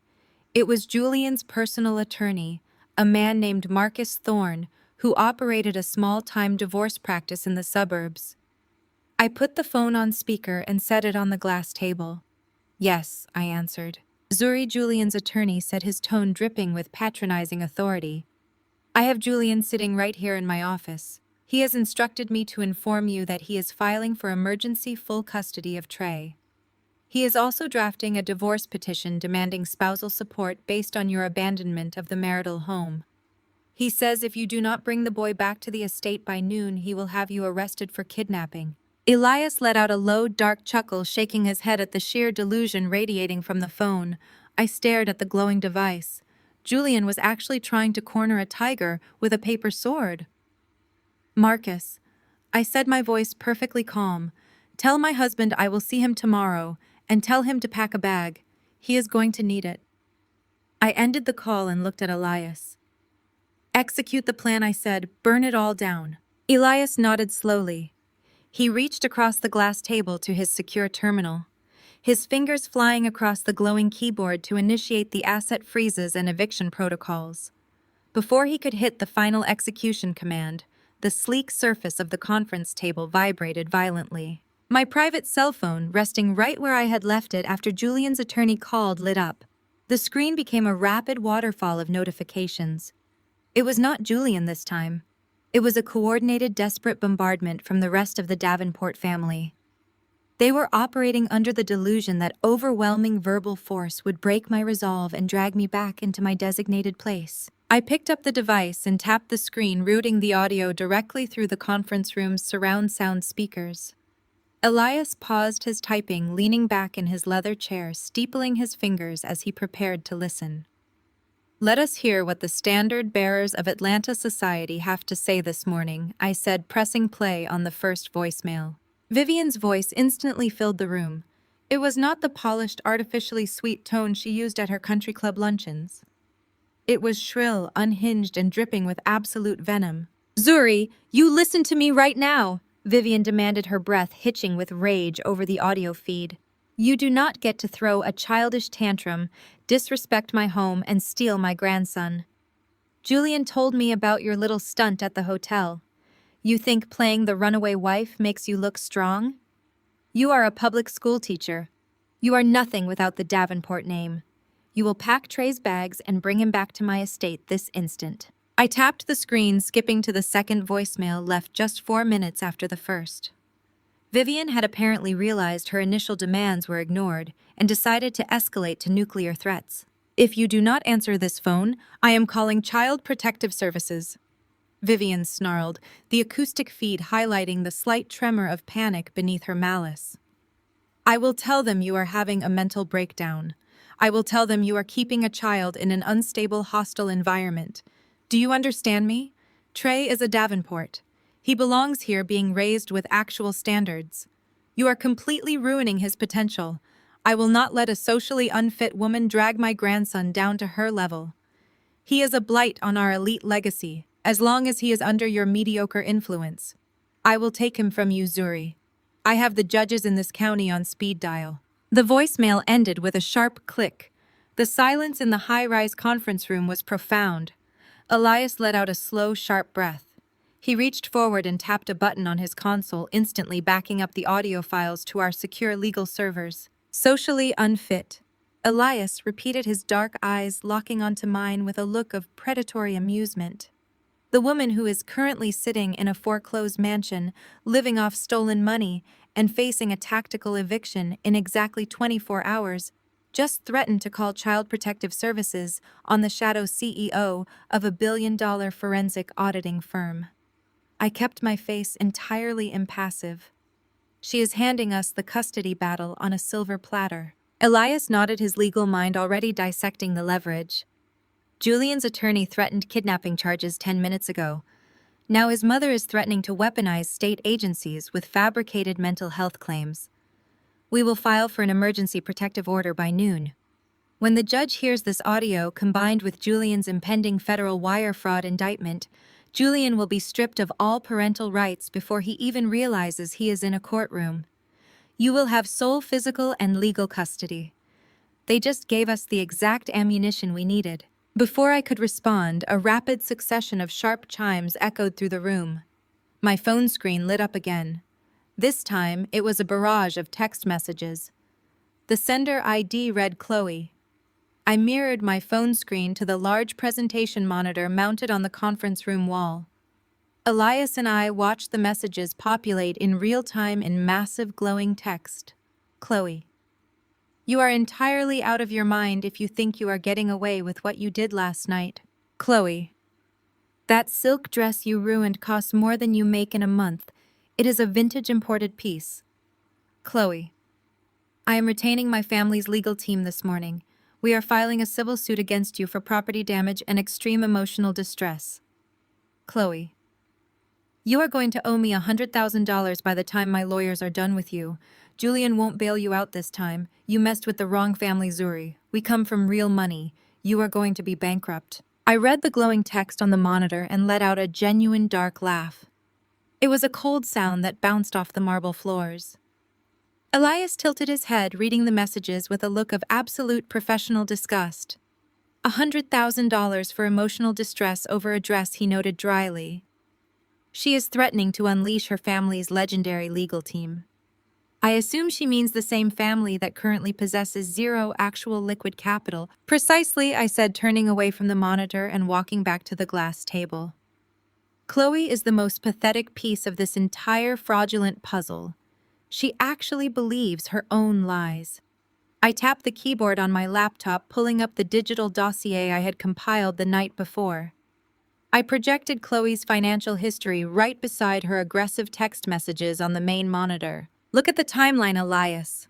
Chloe loves to leverage her maiden name. She parades around Atlanta claiming she is the heir to a Charleston shipping fortune. She uses that fake pedigree to justify her extreme condescension. But the data does not lie. I highlighted a specific section of the federal tax records on the screen. Her father filed for Chapter 7 bankruptcy in 1998. He was indicted for securities fraud shortly after. The state liquidated every single asset they owned. The generational shipping fortune vanished before Chloe even graduated high school. She has no trust fund. She has no family legal team. She has absolutely nothing but a hollow name and a massive superiority complex. Elias reviewed the data, his eyes tracking the highlighted ledgers. Then how is she funding the lifestyle? He pointed to the documents detailing her luxury boutique in Buckhead.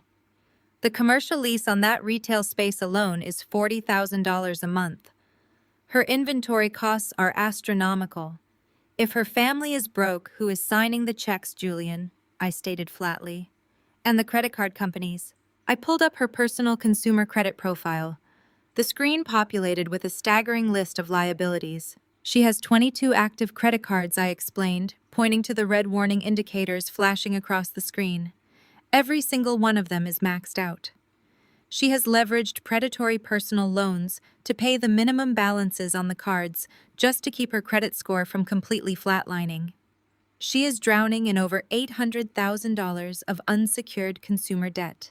The only thing keeping her out of personal bankruptcy is the cash Julian is funneling into her failing boutique. Elias leaned back, crossing his arms over his tailored suit. So Julian steals the money from his wealth management clients, routes it through Chloe's fake trust, and she uses it to pay the commercial lease on her boutique and buy imported silk dresses. It is a closed-loop laundering system built by absolute amateurs. And now she wants to sue me for property damage, I said. A dangerous smile touching my lips. Let her file the suit, Elias suggested, his voice dropping to a ruthless whisper. Do not block it. Let her walk into a civil courthouse and formally demand $100,000. The moment her attorney files the paperwork, we counterfile with a federal subpoena demanding a full audit of her boutique's operating accounts to prove her income. I nodded, seeing the exact legal trap Elias was assembling. When she tries to prove her income to justify the lawsuit, she will be forced to submit her ledgers. Exactly, Elias confirmed. She will be legally required to hand over the exact documents that prove she is laundering Julian's stolen money. She will walk into court trying to sue you for a dress, and she will walk out in federal handcuffs for conspiracy to commit wire fraud. The beauty of their arrogance was that they were entirely predictable. They relied on bullying and intimidation because it had worked for them their entire lives. They had never faced a predator who did not care about their country club standing or their hollow family legacy. Elias locked his terminal and stood up, buttoning his suit jacket. The protective order for Trey will be filed in an hour. The eviction tactical unit is confirmed for Vivian's luncheon tomorrow at 1 o'clock, and the financial fraud packets are prepped for the federal task force. I looked at the text messages still glowing on the monitor, reading Chloe's threat about bankrupting me one last time. Take down the boutique first, I ordered, keeping my voice devoid of any mercy.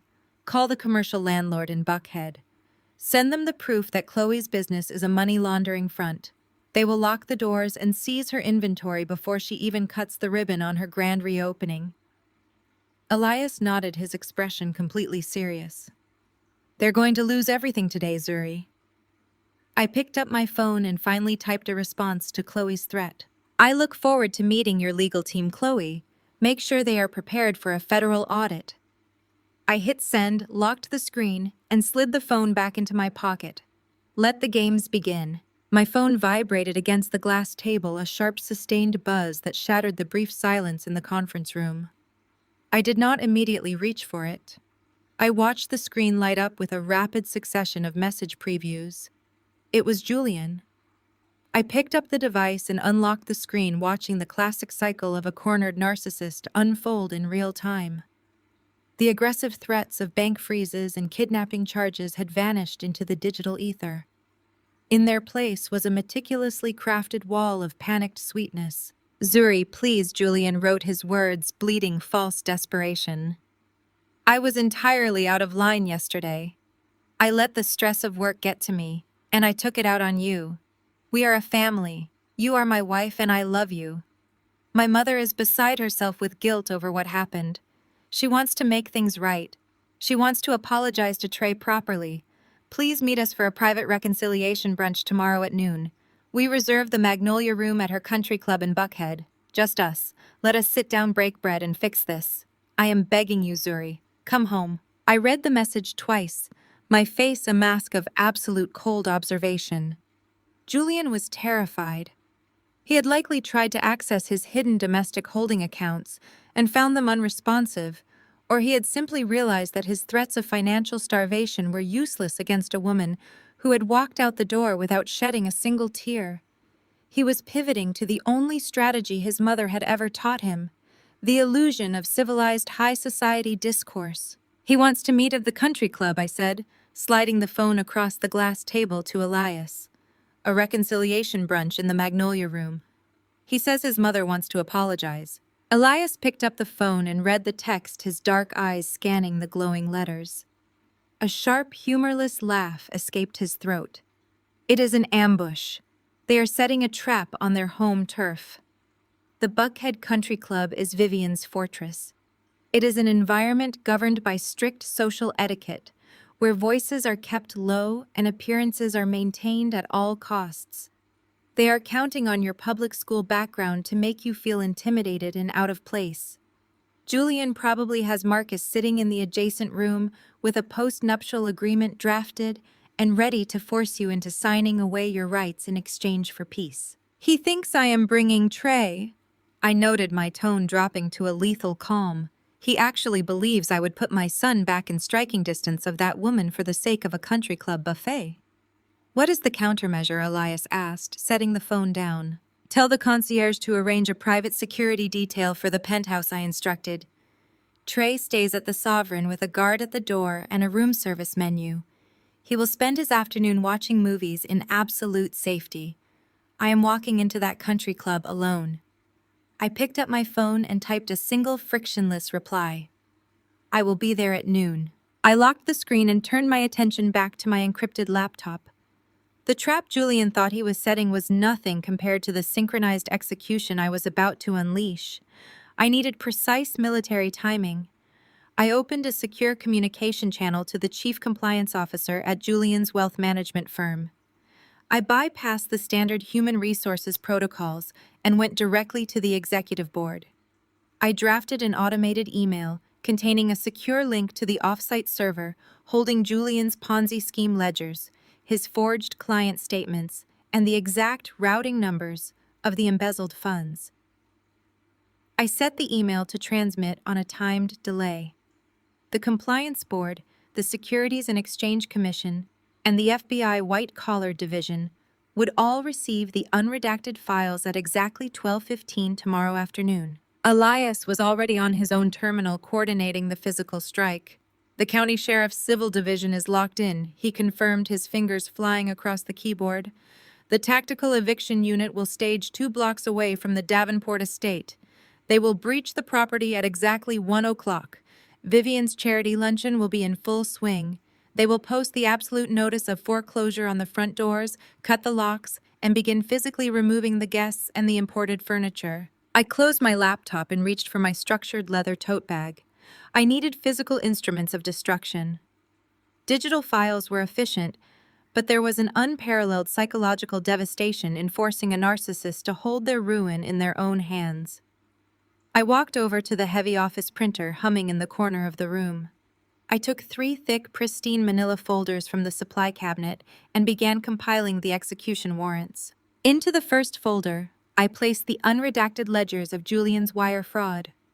I included the phantom yield statements he had fabricated for his oldest clients and the exact tracking data showing the $4 million flowing out of his firm and into Chloe's shell company. I printed the impending federal indictment codes on the cover page. Into the second folder, I placed the official county property records for the Davenport estate. I included Vivian's default notices, the desperate letters she had written to the bank begging for extensions, and the finalized deed of trust, transferring sole legal ownership of the generational mansion to my holding company. Into the third folder, I placed Chloe's financial autopsy. I printed the bankruptcy filings of her supposedly aristocratic parents from 1998. I included the profit and loss statements of her failing boutique and the horrific consumer credit report, showing her $800,000 in unsecured debt. I arranged the 3 heavy folders side by side on the glass table. They represented the complete and total eradication of the Davenport legacy.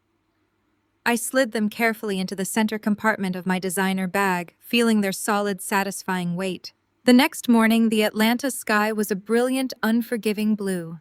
The rain had cleared, leaving the air crisp and cold.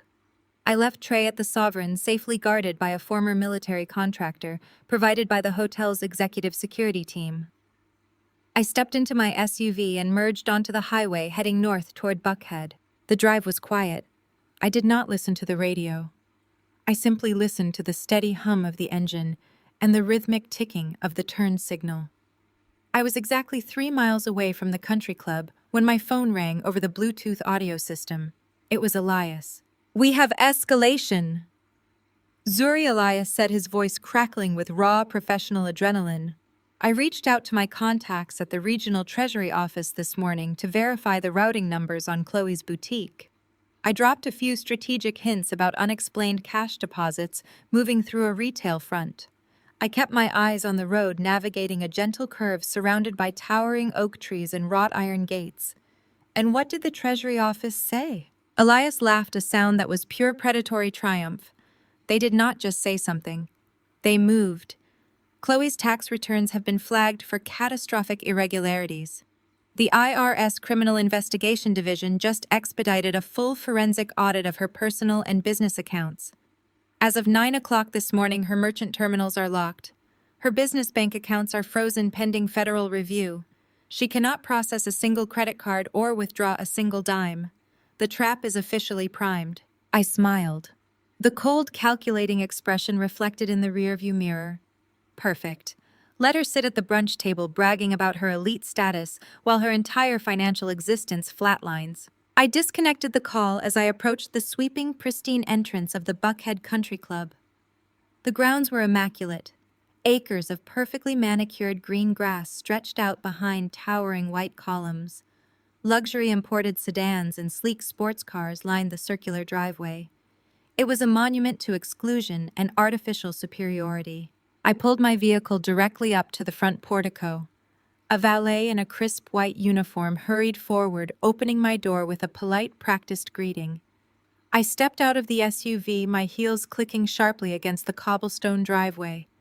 I reached into the passenger seat and retrieved my leather bag, feeling the heavy weight of the 3 manila folders inside. I did not pause. I did not look around to admire the architecture. I walked straight up the wide brick steps and through the heavy glass doors of the clubhouse. The air inside smelled of fresh lilies and old money. I bypassed the main reception desk and headed down the long portrait-lined hallway toward the private dining suites. Julian wanted a reconciliation brunch. He wanted me to play the compliant, desperate wife in front of his mother.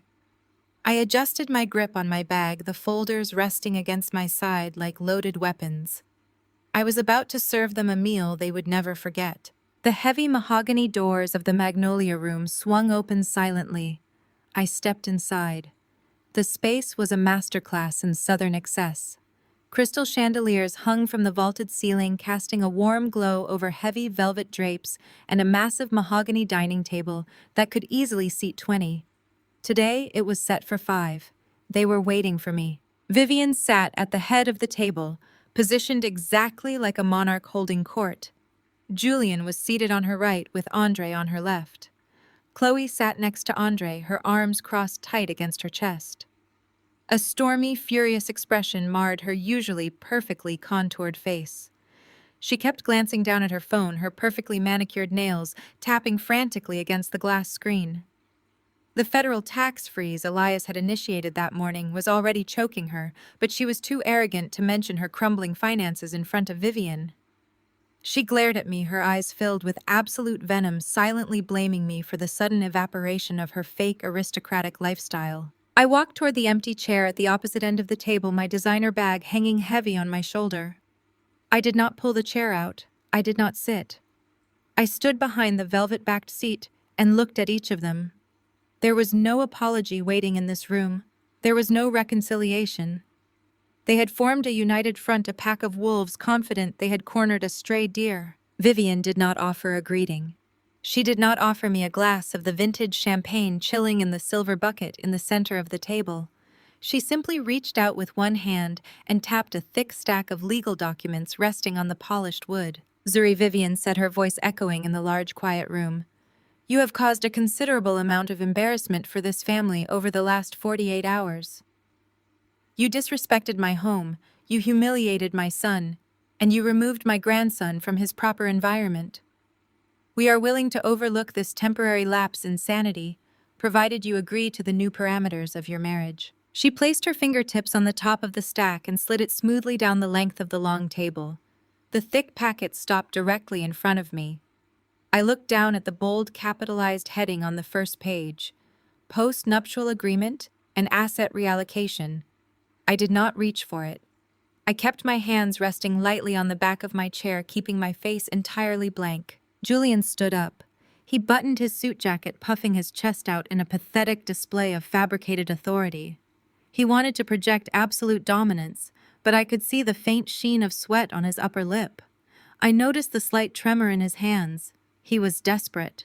"Your recent behavior has made it clear that you cannot handle the responsibilities or the privilege of being a Davenport." Julian began adopting the patronizing tone he usually reserved for unruly subordinates. "You have become financially erratic and emotionally unstable.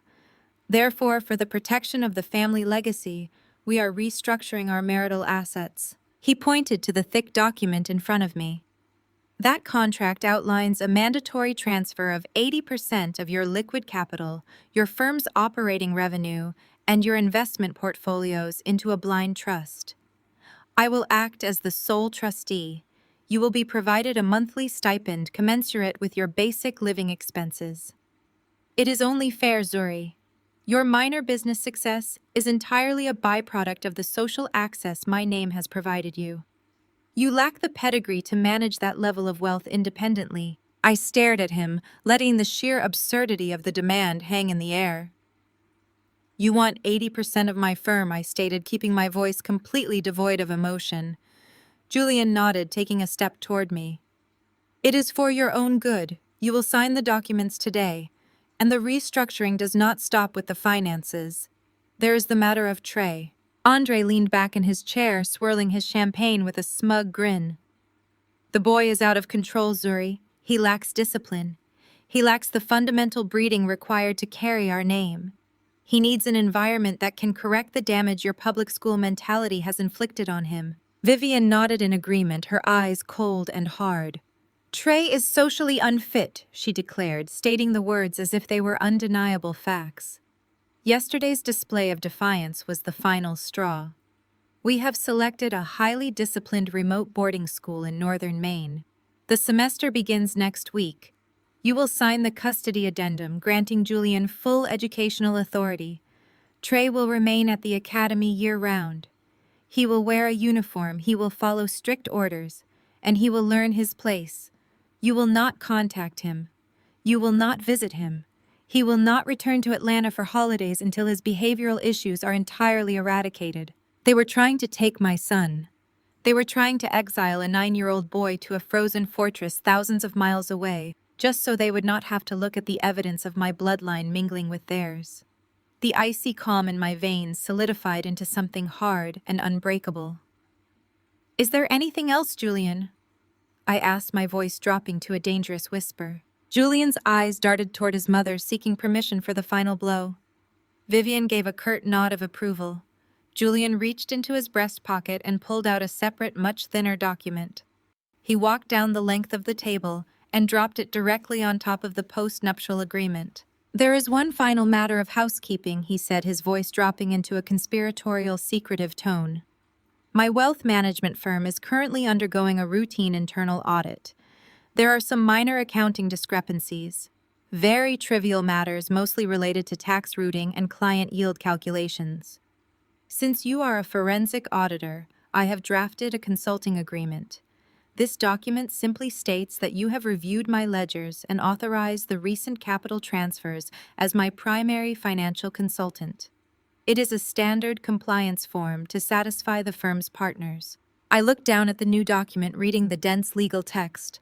It was a masterpiece of cowardly deflection. Julian was not just asking me to review his books. He had meticulously drafted a legally binding confession. The clauses explicitly transferred the fiduciary liability of his actions onto my shoulders. He was commanding me to sign my name to his $4.2 million embezzlement. He had woven a narrative of plausible deniability for himself, while painting me as the sole architect of his Ponzi scheme. He was handing the federal prosecutors my head on a silver platter. If I signed that paper, the FBI would bypass him entirely and come straight for me. He intended to strip me of my wealth, exile my son, and send me to a federal penitentiary so he could continue playing golf at the country club with clean hands. The sheer scale of his sociopathic entitlement was almost breathtaking. He had invited me to this opulent room to watch me dig my own grave, hand him the shovel, and thank him for the privilege. I looked at Vivian sitting on her throne of lies, believing she commanded the world. I looked at Andre inflating his chest with fraudulent bank loans he could never repay. I looked at Chloe gripping her phone under the table as her financial existence flatlined under federal scrutiny. And finally, I looked at Julian, the man I had married, the man who was currently attempting to destroy my entire life to save his own pathetic skin. I reached into my leather bag and let my fingers graze the thick, heavy manila folders waiting inside. They had laid out their terms. It was time for me to lay out mine. Julian held out his gold Mont Blanc pen. The polished metal gleamed under the light of the crystal chandeliers. His hand remained suspended in the air, offering me the instrument of my own destruction, as if it were a generous gift. The silence in the Magnolia Room grew heavy and thick with their collective expectation. They were waiting for me to break. They were waiting for the public school teacher to realize she was entirely out of her depth and submit to the sheer gravity of the Davenport name. When I did not move, the tension fractured the pristine atmosphere. It was Chloe who broke first. She uncrossed her arms and leaned forward, placing her elbows on the mahogany table. Her diamond tennis bracelet caught the light, acting as a sparkling distraction from the ugly sneer twisting her face. She looked at me with absolute, unfiltered disgust. Are you genuinely this dense, Zuri? Chloe asked, her voice echoing sharply against the heavy velvet drapes. Julian is offering you a lifeline. You should be down on your knees thanking him. We all know you never belonged in this family. You have spent the last 10 years playing dress-up, pretending you are one of us, but your ghetto background always bleeds through. You do not understand how real wealth operates. You do not understand pedigree. She gestured flippantly toward the post-nuptial agreement resting on the table. Just sign the paper and take the allowance, Chloe sneered. You secured the bag for a decade, which is a lot longer than someone of your status usually manages. Take the money, send the boy to a school that might actually teach him some manners, and go back to whatever mediocre life you crawled out of. If you try to fight us, my family's legal team will bury you so deep you will not see daylight until you are 60. I looked at Chloe. I did not raise my voice.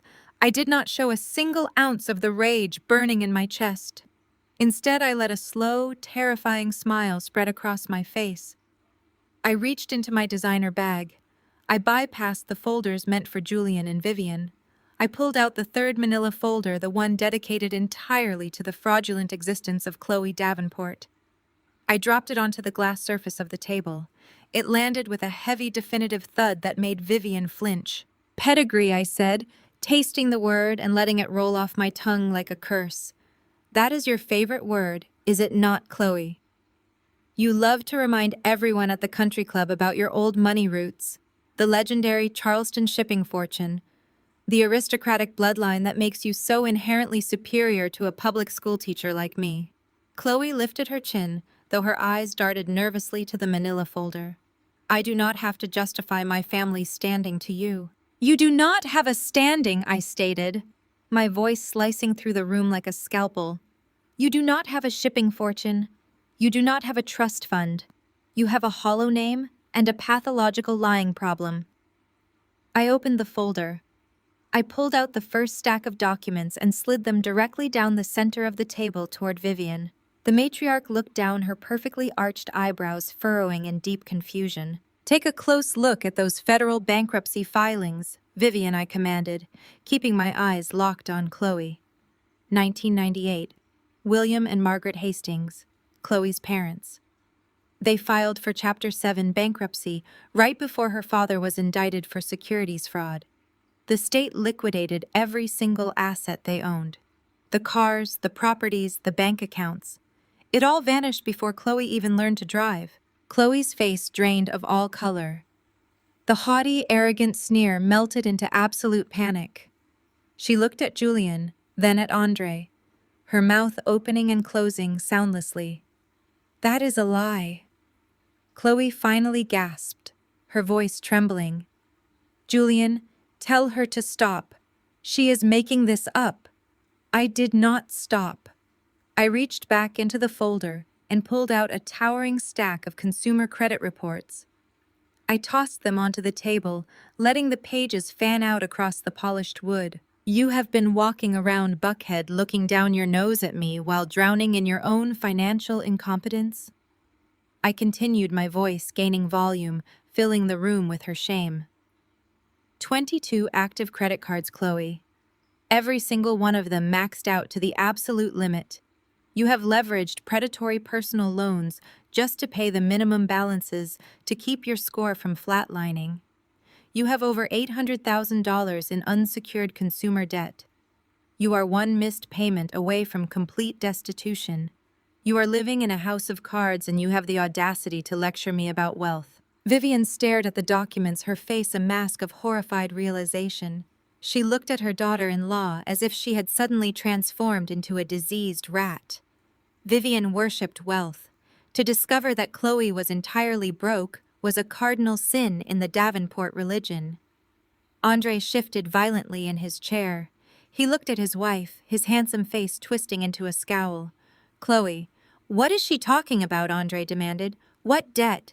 We have the family trust. I turned my attention to Andre, letting the smile fade from my face. Oh, Andre, I said softly, the pity in my voice entirely fabricated. You actually believed her, did you not? You believed the Hastings family trust was real. You thought you married into money. I pulled out the ultimate piece of evidence, the financial autopsy of Chloe's luxury boutique. There is no Hastings Family Trust, I explained, looking at the entire table. The entity registered in Delaware under Chloe's maiden name is a shell company. It is a fake account designed to hold dirty money. And Chloe's luxury boutique in Buckhead, the one hosting a grand reopening tomorrow, it is a black hole. The inventory costs are astronomical, the sales are non-existent, and the commercial lease is $40,000 a month. I looked directly at Julian. He was gripping the edge of the table, his knuckles turning white. He knew exactly what I was about to say. A failing business with an $800,000 deficit does not survive for 3 years, I stated. It survives only if someone is injecting massive amounts of unexplained cash into the operating accounts. Someone who needs to hide stolen money. Someone who needs a retail register to wash their dirty capital. I pointed a manicured finger at my husband. Julian pays your lease, Chloe, I declared, my voice echoing off the crystal chandeliers. But he does not pay it with his salary. Julian pays it with money he steals from his wealth management clients. He embezzles the capital, funnels it into your fake trust, and you launder it through your boutique registers. You are not an entrepreneur, Chloe. You are a federal money laundering front. The air in the Magnolia room vanished. The silence was absolute, heavy and suffocating. Then the first crack in the Davenport alliance finally fractured. Andre stood up, his chair scraping violently against the hardwood floor. He looked at Julian, his eyes wide with a sudden terrifying realization. Julian, Andre said, his voice dropping an octave, shaking the foundation of their brotherhood. What stolen money? Julian swallowed hard, taking a step back from the table. Andre, sit down. She is lying. Zuri is having a psychotic break. She fabricated these documents to tear us apart. Andre did not sit down. He ignored Julian and looked directly at me. His chest heaved as panic set in. Andre was a commercial real estate broker. He leveraged capital to secure massive banking loans. He had been using the money from Chloe's trust to inflate his assets and secure $50 million developments. If that money was stolen, Andre was guilty of federal bank fraud. What stolen money? Zuri, Andre demanded again, his voice cracking with desperation. $4.2 million, I answered, locking eyes with Andre. Julian has been running a Ponzi scheme. He is stealing from his oldest clients to cover his massive deficits. And you, Andre, have been using that stolen money to secure your real estate loans. The underwriting banks are going to tear your life apart. Chloe grabbed her phone from the table, her hands shaking so violently she nearly dropped the device. You are a liar! She screamed, her perfectly manicured facade entirely destroyed. You are a jealous ghetto liar. I am calling my bank right now. I am going to prove you wrong. She frantically tapped the screen, trying to open her merchant banking application. I watched her, knowing exactly what she was about to find. Elias had executed the strike an hour ago. Go ahead and log in, Chloe. I urged, my voice smooth as glass. Tell me what your balance says. Chloe stared at her phone screen. Her mouth fell open. The blood completely drained from her face, leaving her looking hollow and terrified. What is it? Vivian snapped, finally finding her voice. Chloe, what does it say? It says 0. Chloe whispered, her voice choking on a sob. The accounts are frozen. Everything is locked. It says to contact the IRS Criminal Investigation Division. I adjusted my grip on my designer bag, feeling the remaining folders inside. Your boutique is dead, Chloe, I said, delivering the final crushing blow. Your accounts are seized, your inventory is flagged, and the federal auditors are currently tearing through your ledgers. You wanted to sue me for a dress. You should probably save that energy for your federal defense attorney. I turned away from the trembling, ruined woman and looked at Julian. He was paralyzed, his gold pen forgotten on the table, watching the first pillar of his family empire collapse into dust. I am not signing your post-nuptial agreement, Julian, I said, my voice ringing with absolute, unyielding authority. And I am not taking the fall for your pathetic embezzlement. I reached into my bag and pulled out the second folder. It was Vivian's turn. I was going to take her house, and I was going to do it right now. Vivian Davenport slammed both of her hands flat against the polished mahogany table. The crystal glasses rattled from the force of the impact. She pushed her chair back violently and stood up, her posture rigid with absolute indignation. The matriarch of the Davenport family was not used to being cornered, and she was certainly not used to being spoken to with such surgical disrespect in her own private dining room. "You listen to me right now," Vivian hissed, her voice vibrating with a terrifying self-righteous fury. "I do not know what kind of fabricated garbage you printed off the internet to bring in here, but you will not speak to my family this way. You are a public school teacher. You are a nobody. You walked into a world of black excellence that took generations to build, and all you have ever done is act like a parasite." She pointed a trembling finger at the heavy oak doors of the Magnolia Room. "I am going out to the concierge desk," Vivian threatened. "I am going to have club security drag you out of this room by your hair. You do not belong here, Zuri. You never belonged here. You lack the grace, the intelligence, and the pedigree to sit at this table. You think you can march in here and accuse my son of being a thief. You think you can accuse Chloe of being a fraud. Chloe comes from a legacy you could not even begin to comprehend." I did not flinch. I did not break eye contact with the furious woman standing at the head of the table. I simply reached into my leather bag and pulled out the first thick manila folder containing the absolute proof of Chloe's financial demise. I tossed it across the smooth surface of the table. It slid perfectly, stopping right in front of Chloe. "You might want to call your accountant, Chloe. The IRS Criminal Investigation Division just froze your boutique's assets 10 minutes ago." Chloe lunged forward and snatched the folder.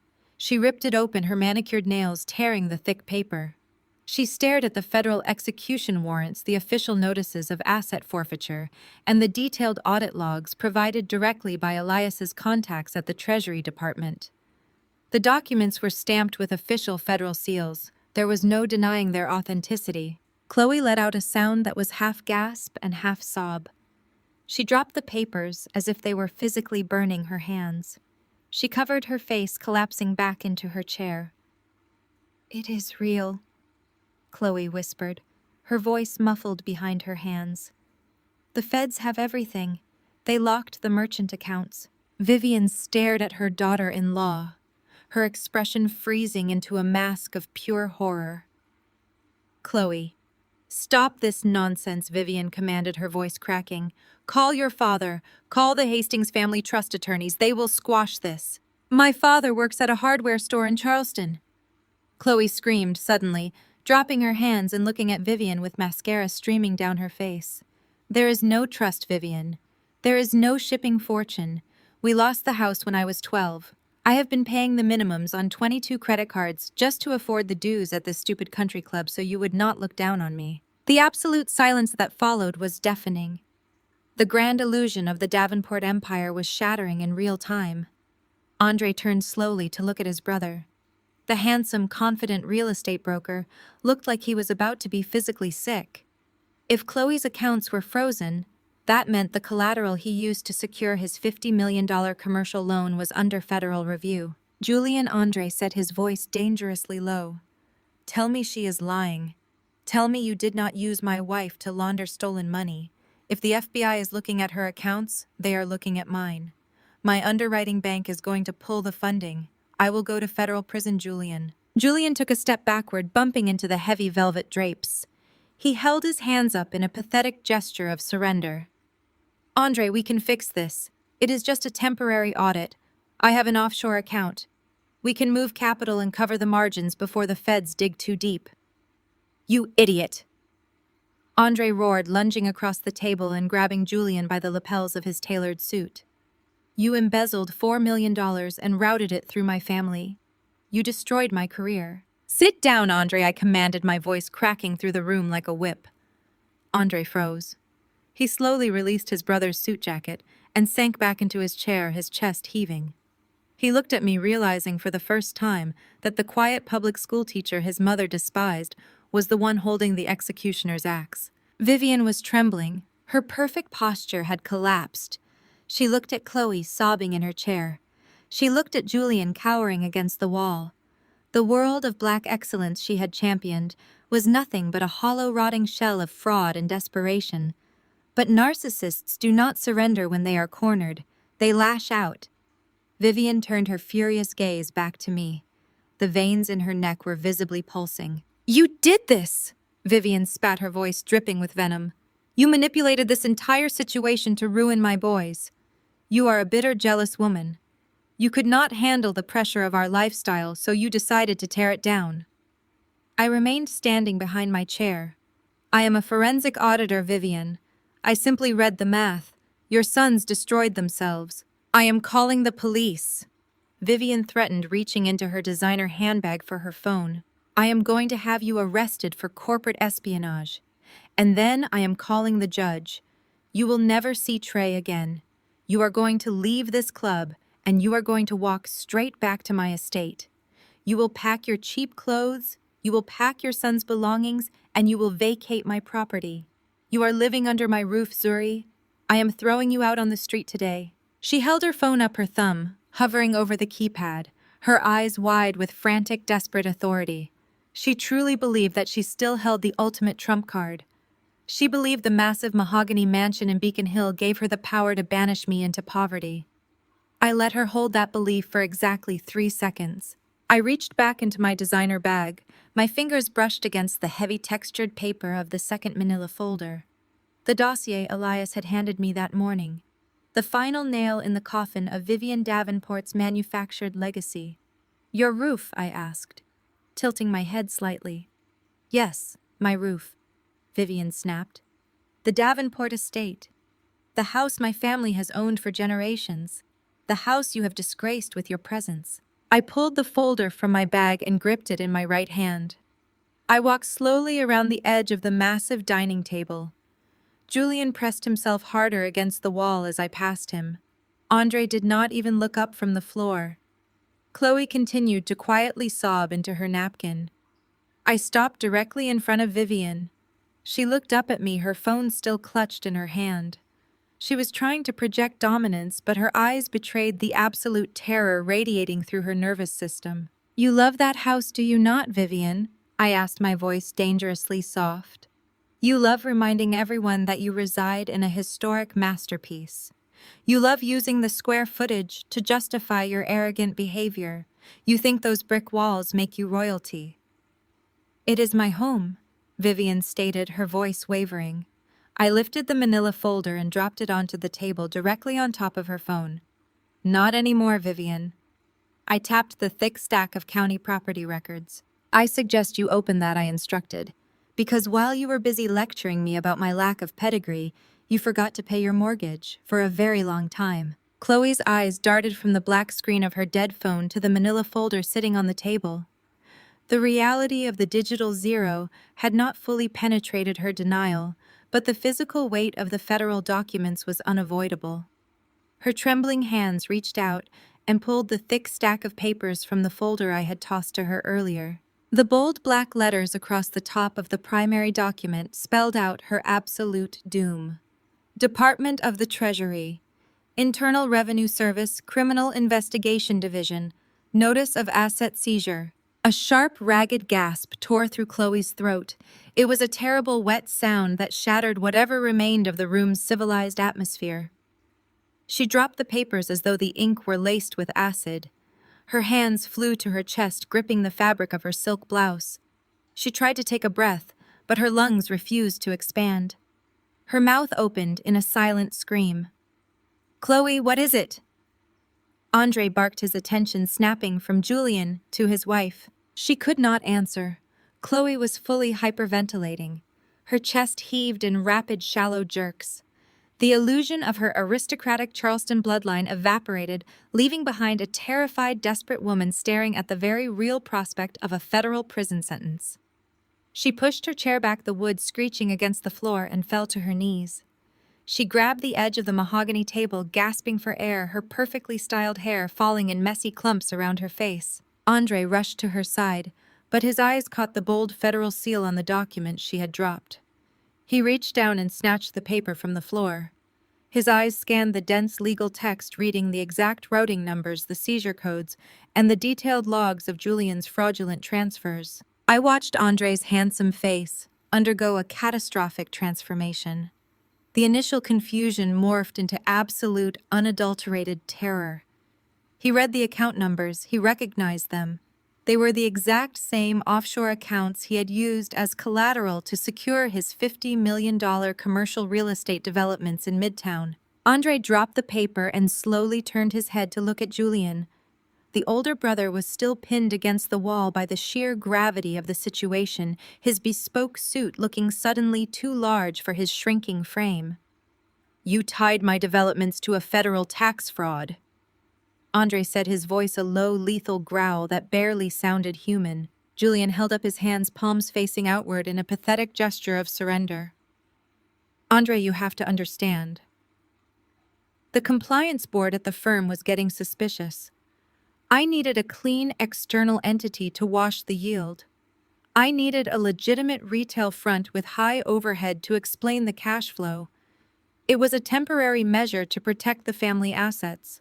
"You used my wife to launder your stolen capital," Andre roared, the sound echoing violently off the vaulted ceilings. "You linked my commercial loans to an active IRS criminal investigation.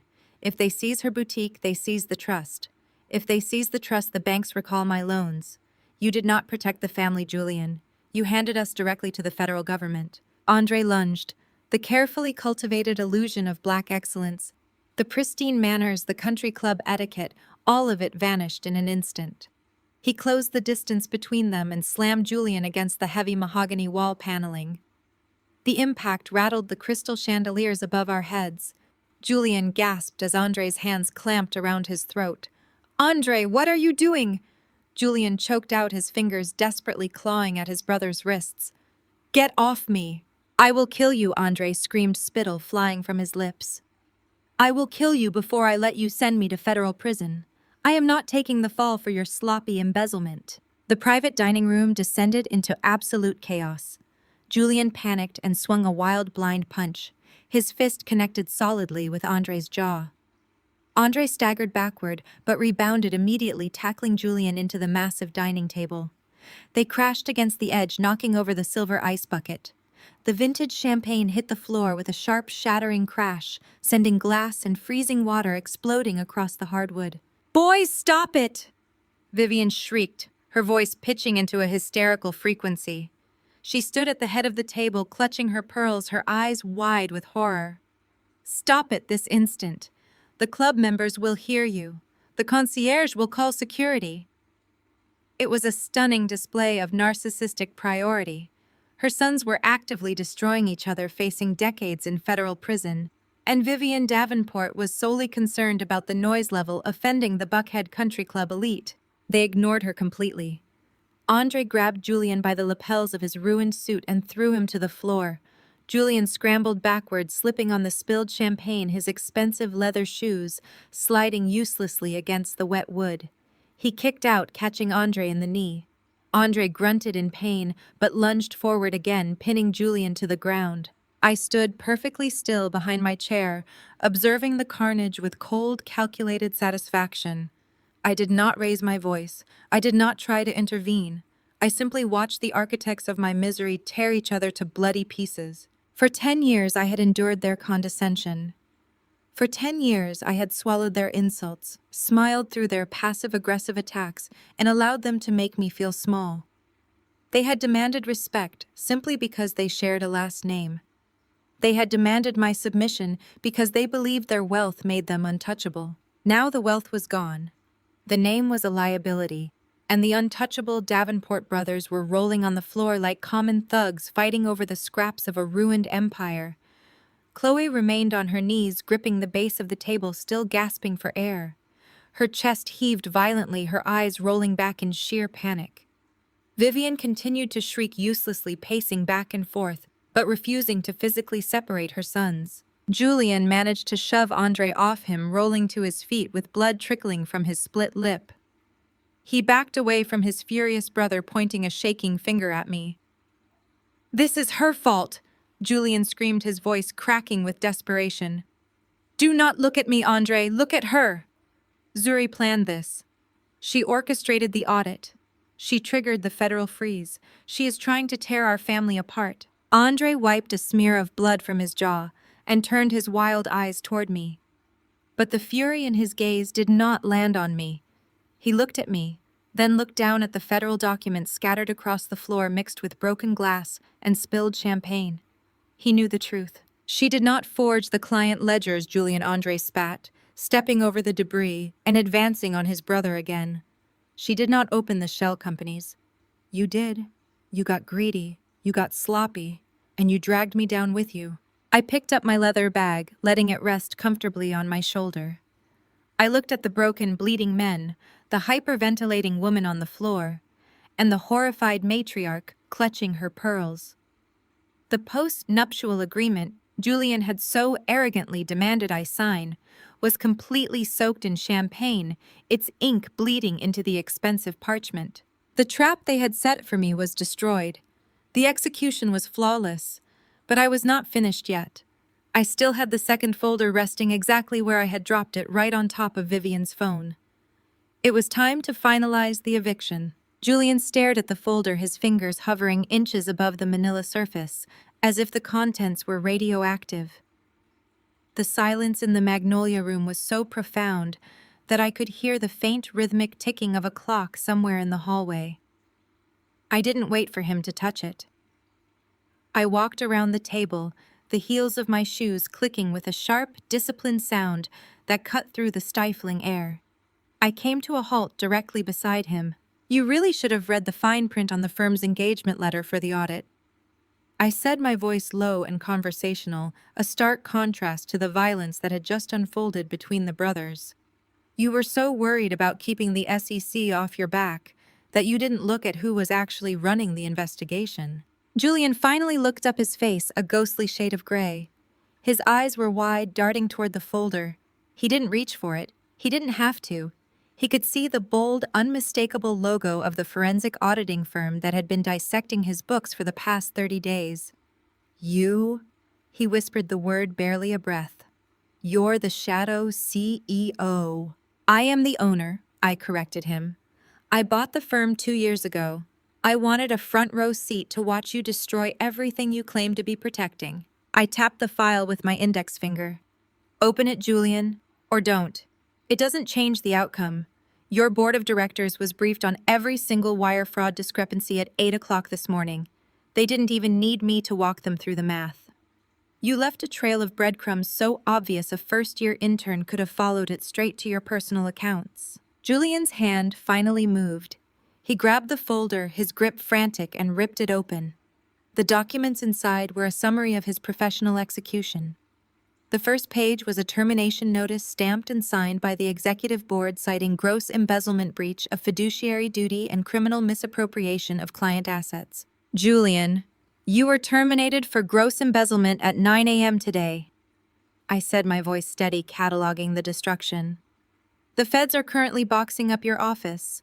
They have the hard drives, they have the paper records, and they have the encrypted backups you thought you were so clever for hiding on a private cloud. The gold Mont Blanc pen, which he had been using as a prop for his arrogance moments before, slipped from his fingers. It clattered against the hardwood floor, a tiny, insignificant sound that seemed to signal the final collapse. His face lost its last vestige of color. He looked like a man who had suddenly realized the floor beneath him had ceased to exist. You didn't just audit me, he murmured, his gaze unfocused as he stared at the document. You built this. You let me keep stealing because you knew it would make the trap tighter. I didn't have to do much, I replied, watching him carefully. You were your own worst enemy, Julian. You were so blinded by your own sense of superiority, so convinced that I was a nobody who didn't understand the intricacies of your high finance games, that you never stopped to consider that I was the one setting the rules of the board. I turned my back on him, dismissing him as easily as one would a faulty calculator. I walked back to the center of the room, my focus shifting to Vivian. She was still standing, though her strength was visibly failing. She was clutching her designer handbag as if it were a life raft, her eyes darting between her ruined sons and the mountain of legal misery accumulating on her table. You were talking about my eviction, Vivian, I reminded her, my tone polite, almost sweet. You mentioned the Davenport estate. You mentioned your generational home. Vivian's lips trembled. She tried to maintain that icy, impenetrable facade, but it was dissolving. That house is protected, she insisted, though her voice lacked its earlier bite. It is a trust. You cannot touch it. Open the folder, Vivian, I said, pointing to the second manila folder, the one currently resting on her lap. It's not just a mortgage notice. It's a foreclosure filing. You haven't made a payment in 18 months. You've been living in a beautiful, grand historical lie. She slowly opened the folder, her hands shaking so violently that the papers fluttered like wounded birds. Her eyes skimmed the bold, red-inked notices. The bank had not just been sending warnings, they had been filing for default for over a year. The deed of trust, the very thing she thought anchored her to the city's elite social standing, had been bought out. I purchased the debt, I said, my voice echoing clearly in the stunned room. I am the bank, Vivian. I am the mortgage holder. I am the one who owns the roof you so graciously threatened to evict me from. And effective immediately, the absolute notice of foreclosure has been posted to the front door of your estate. Vivian let out a choked, desperate sound. She tried to stand straight, but her knees buckled and she had to grip the table to keep from falling. She looked around the room, desperately seeking a way out of the trap, but there was nowhere left to run. You have 24 hours to vacate, I continued, my tone dropping to a cold business-like finality. Every piece of furniture, every antique, every piece of silver that hasn't been repossessed belongs to the bank. You'll be leaving with exactly what you brought in, which given your current financial state seems to be very little. I walked over to the table and picked up the shattered champagne glass. The room was deathly quiet. Chloe was still sobbing on the floor. Andre was staring at the wall in a catatonic state of shock, and Julian was slumped against the paneling watching his life dissolve. You wanted a reconciliation brunch, I said, looking at the entire table one last time. You wanted to break bread and fix the family. I think you've succeeded. The Davenports are broken, and I am finally whole. I turned and walked toward the heavy glass doors of the Magnolia Room, my bag heavy with the remaining files. I didn't look back. I didn't need to. The synchronized execution was complete. As I pushed the doors open, the sound of club security rushing toward the room reached me, not to throw me out, but to escort the ruins of the Davenport family to the waiting arms of the law. I stepped out into the crisp Atlanta air, the sun finally breaking through the clouds, and felt the weight of 10 years of silence fall away. I had a son waiting for me at the Sovereign, and for the first time he would grow up in a world where no one could ever hold him hostage again. Vivian's fingers scrambled over the foreclosure documents, her manicured nails digging into the thick paper as if she could claw back the ownership rights with pure desperation. The room, once a sanctuary of her perceived superiority, now felt like a cage. She looked up at me, her face pale, the mask of the untouchable matriarch finally cracking to reveal the terrified, fragile woman underneath. You cannot do this! Vivian breathed, her voice lacking the venomous authority of 10 minutes ago. My family built this neighborhood. The Davenports are the foundation of this city. You are nothing but a disgruntled employee who stumbled onto a lucky break. You have no right to touch my home. I didn't say I wanted your house, Vivian, I said, my voice cutting through her panic with surgical precision. I said I own it. I bought the debt when the bank flagged your repeated defaults last winter. I have been watching you play the role of the Grand Dame while living in a property that belonged to me for the last 18 months. I leaned down, placing both hands on the table and pinning her gaze with mine. You thought you were evicting me, that you were going to cast me out to protect your precious reputation. You didn't even notice that your final rent payment to my holding company failed to clear last week. The grace period is over. The sheriff is at your front door right now, Vivian. He is changing the locks as we speak. You aren't just losing your status, you are homeless. The word hung in the air, cold and final. Vivian's body shuddered as if she had been struck. She looked toward the heavy oak doors of the Magnolia Room, listening for the sound of the law. The silence was broken by the distinct rhythmic clanking of tactical gear and heavy boots echoing down the hallway. She turned back to me, her eyes darting frantically around the room, searching for a lifeline. But there were no lifeboats left. Chloe didn't wait for the inevitable. The moment she realized the boutique's bank accounts were drained and the boutique itself was under federal lock, she bolted. She sprinted toward the doors, her designer heels clicking frantically, fumbling with her phone as she screamed at her brother's trust attorneys to answer her calls. She was already out of the room, fleeing the sinking ship, caring nothing for the wreckage she was leaving behind. Julian was a different story. He didn't run. He crumbled. The man who had orchestrated the embezzlement, the man who had looked down on me for years, was now on his knees in the middle of the floor. The champagne-soaked carpet clung to his trousers as he crawled toward me, his hands outstretched in a pathetic display of supplication. "Zuri, please," he sobbed, the sound raw and hideous in the quiet room. "You have to understand, I have a family, I have connections, we can talk about this, I can move the capital back, I can make this right, just call off the audit, tell the feds it was a mistake, please, I am begging you." I didn't look down at him with sympathy. I looked at him with the same clinical detachment one might use to observe a common insect. I reached down not to help him but to retrieve my handbag from the floor, and in doing so I stepped firmly over his clutching fingers. I looked at Julian, seeing the man who had orchestrated the social services investigation that had kept me from my son for weeks. I saw the man who had smirked as my reputation was shredded in the local media. "You touched my son," I said, my voice barely a whisper. Yet it carried more weight than any scream. "You went after a child to hurt me. You manipulated legal systems and spread lies to destroy my life. There is no mercy for that, Julian. There is only the bill." He lunged for my ankle, a desperate animalistic movement. But Andre, who had been standing silent and frozen in the corner, stepped forward and yanked Julian back by his collar. Andre's face was a mask of cold, dead rage. He wasn't saving his brother. He was ensuring the trash was removed from his sight. "Get off the floor, Julian." Andre spat, his voice devoid of any fraternal warmth. "You're done. Don't humiliate us any further." I walked past them all, my steps deliberate and rhythmic. I reached the double doors just as two uniformed officers pushed them open. They stopped, looking at the scene of ruin, the sobbing matriarch, the shattered glass, the brothers on the verge of another brawl, and then they looked at me. I offered them a brief, polite nod. "The owners of the residence are ready for you," I said, gesturing to the room. I stepped out of the Magnolia Room and into the main hall of the club. The air felt cleaner out here, stripped of the Davenport toxicity. Behind me I could hear the muffled shouts of the officers reading Vivian and Julian their rights, the sounds of a decade-long reign of terror coming to a whimpering, pathetic end. I didn't wait to see the handcuffs. I didn't need to see the walk of shame. I walked past the concierge, who watched me with a mix of fear and newfound reverence, and pushed out into the afternoon light. My car was waiting. My son was waiting. I started the engine, leaving the Davenport name to be erased from the city's register, and drove away without ever looking back at the house that had been mine all along. The future wasn't just clear, it was mine to command.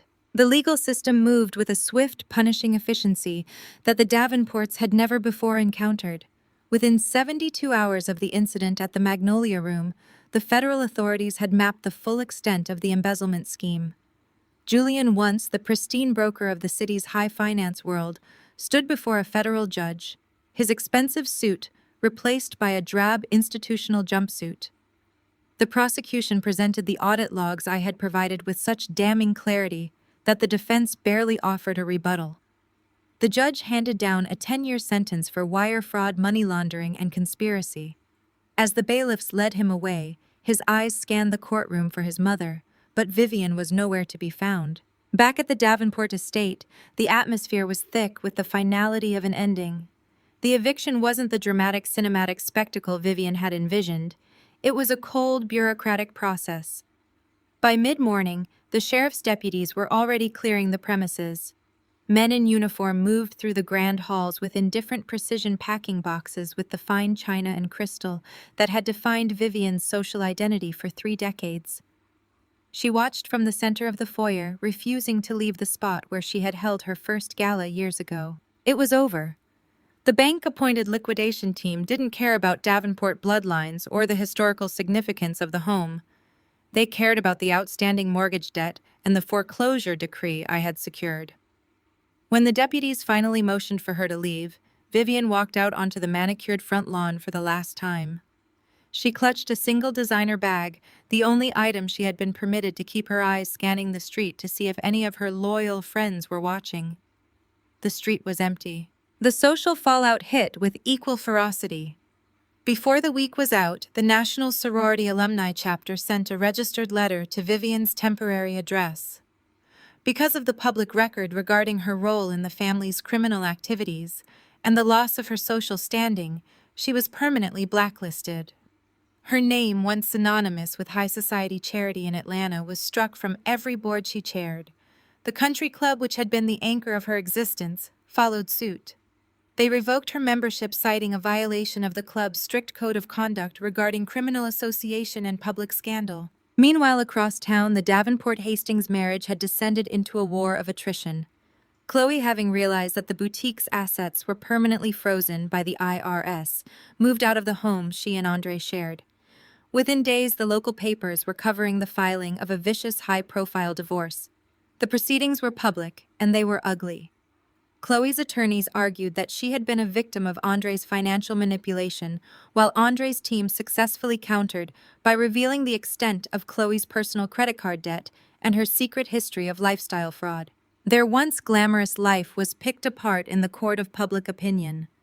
Their names, which had once appeared in the society pages, now filled the business section in reports about bankruptcy and pending litigation. Neither could afford the legal fees required to sustain the battle, forcing them to sell the remainder of their belongings just to keep their respective lawyers on retainer. Andre eventually vacated their shared apartment, moving into a shared rental with an old fraternity brother, while Chloe returned to her childhood home in a distant town, a far cry from the gated community where she had once played the role of a queen. The end for Vivian was the most stark. After the foreclosure, she found herself in a cramped two-bedroom apartment in a neighborhood she wouldn't have even driven through 6 months prior. The move took 3 hours. There were no movers, no catering, no concierge to handle the logistics. She sat on a worn second-hand sofa that smelled of cigarette smoke, surrounded by cardboard boxes that contained the meager remnants of a life built on prestige. Her phone remained silent. The friends who had once clamored for invitations to her galas were now ghosting her calls. She was no longer a person of influence. She was a cautionary tale, a woman whose name had become toxic. She spent her days staring at the gray walls of her new living room, the quiet of the apartment a deafening contrast to the bustling, opulent life she had led. For Vivian, the eviction hadn't just removed her from a house. It had removed her from reality, leaving her utterly alone with the cold, hard reflection of her own character. The Davenport empire, built on the fragile foundation of pride and deceit, had not just fallen, it had completely dissolved, leaving nothing behind but the silence of an empty, lonely apartment. 1 year later, the sprawling penthouse in the city's most coveted high-rise was filled with the sound of genuine laughter, a stark contrast to the stifling, forced decorum of the Magnolia Room. Sunlight flooded the floor-to-ceiling windows, illuminating a home that was no longer a stage for performance, but a sanctuary for living. Trey sat at the kitchen island, his focus entirely on a complex Lego set, his tongue poking out in intense concentration. He was thriving. The constant nervous twitch he had developed under Vivian's roof had vanished, replaced by the steady, calm confidence of a child who knew he was safe. My loyal business partners Elias and Sarah moved through the living space with an ease that only true chosen family possesses. There were no hidden agendas, no sharp barbs disguised as compliments, and no exhausting need to prove our worth. We had built this life on a foundation of mutual respect and hard-won success. As I watched Trey laugh at a joke Elias made, I felt the last vestige of the Davenport ghost release its grip on my heart. I was no longer defined by who I was related to or the name they had tried to chain me to. I had built a legacy that would not rot from the inside out. The transformation wasn't just in the architecture of our home, but in the architecture of our souls. I had dismantled the toxic myths I had been force-fed for a decade. I had realized that the most dangerous lie sold to women in my position is that loyalty to blood is a moral imperative regardless of the cost. The Davenports had weaponized the word family, turning it into a shackle to keep me silent, while they embezzled, manipulated, and degraded. They believed that by sharing a lineage, they had earned the right to burn my life to the ground for their own convenience. They were wrong. True excellence is not a pedigree etched onto a country club plaque or a name that commands deference in a room full of people who secretly despise you. True excellence is the quiet, unbreakable integrity that remains when the lights go out and the audience is gone. It is the ability to look at your child in the morning and know that he is not being used as a pawn in a game of social chess. It is the wisdom to recognize that protecting your peace is not an act of selfishness. It is the ultimate act of survival. I had learned that when you refuse to play by their rules, you don't just win the game, you change the board entirely. The fall of the Davenports wasn't a tragedy of my making. It was the inevitable collapse of a structure built on sand. They had mistaken my silence for weakness and my endurance for submission. They had underestimated the power of a woman who had nothing left to lose and everything to protect. Protecting my son, providing him with a childhood defined by love rather than fear, and reclaiming the life I had worked so hard to audit was the sweetest victory I had ever tasted. I walked over to the window looking out over the city skyline. It was the same city that had once felt like a hunting ground, a place where every corner held a potential ambush from Vivian's spies or Julian's threats. Now it was just a landscape of possibility. The struggle had been immense, and the scars would remain, but they were no longer jagged open wounds. They were the topography of a battle I had fought and won on my own terms. Excellence is not about outshining your enemies. It is about building a light so bright that their darkness becomes irrelevant. I looked back at Trey, who had finally finished his project, and was proudly holding it up for me to see. I didn't need a legacy of titles or a fortune built on fraud. I had exactly what I had fought for, a life that was truly mine, untainted by the bitterness of the past. The victory wasn't just in their ruin. It was in my ability to walk away, to heal, and to thrive in the bright, unfiltered air of a life lived with integrity. The Davenport name died in that courtroom, but my name and the life I had built for my son was just beginning. There was no mercy for those who had tried to steal my future, but there was boundless grace for the life I had secured for myself. I had finally reached the point where the past was just a lesson and the future was a promise kept.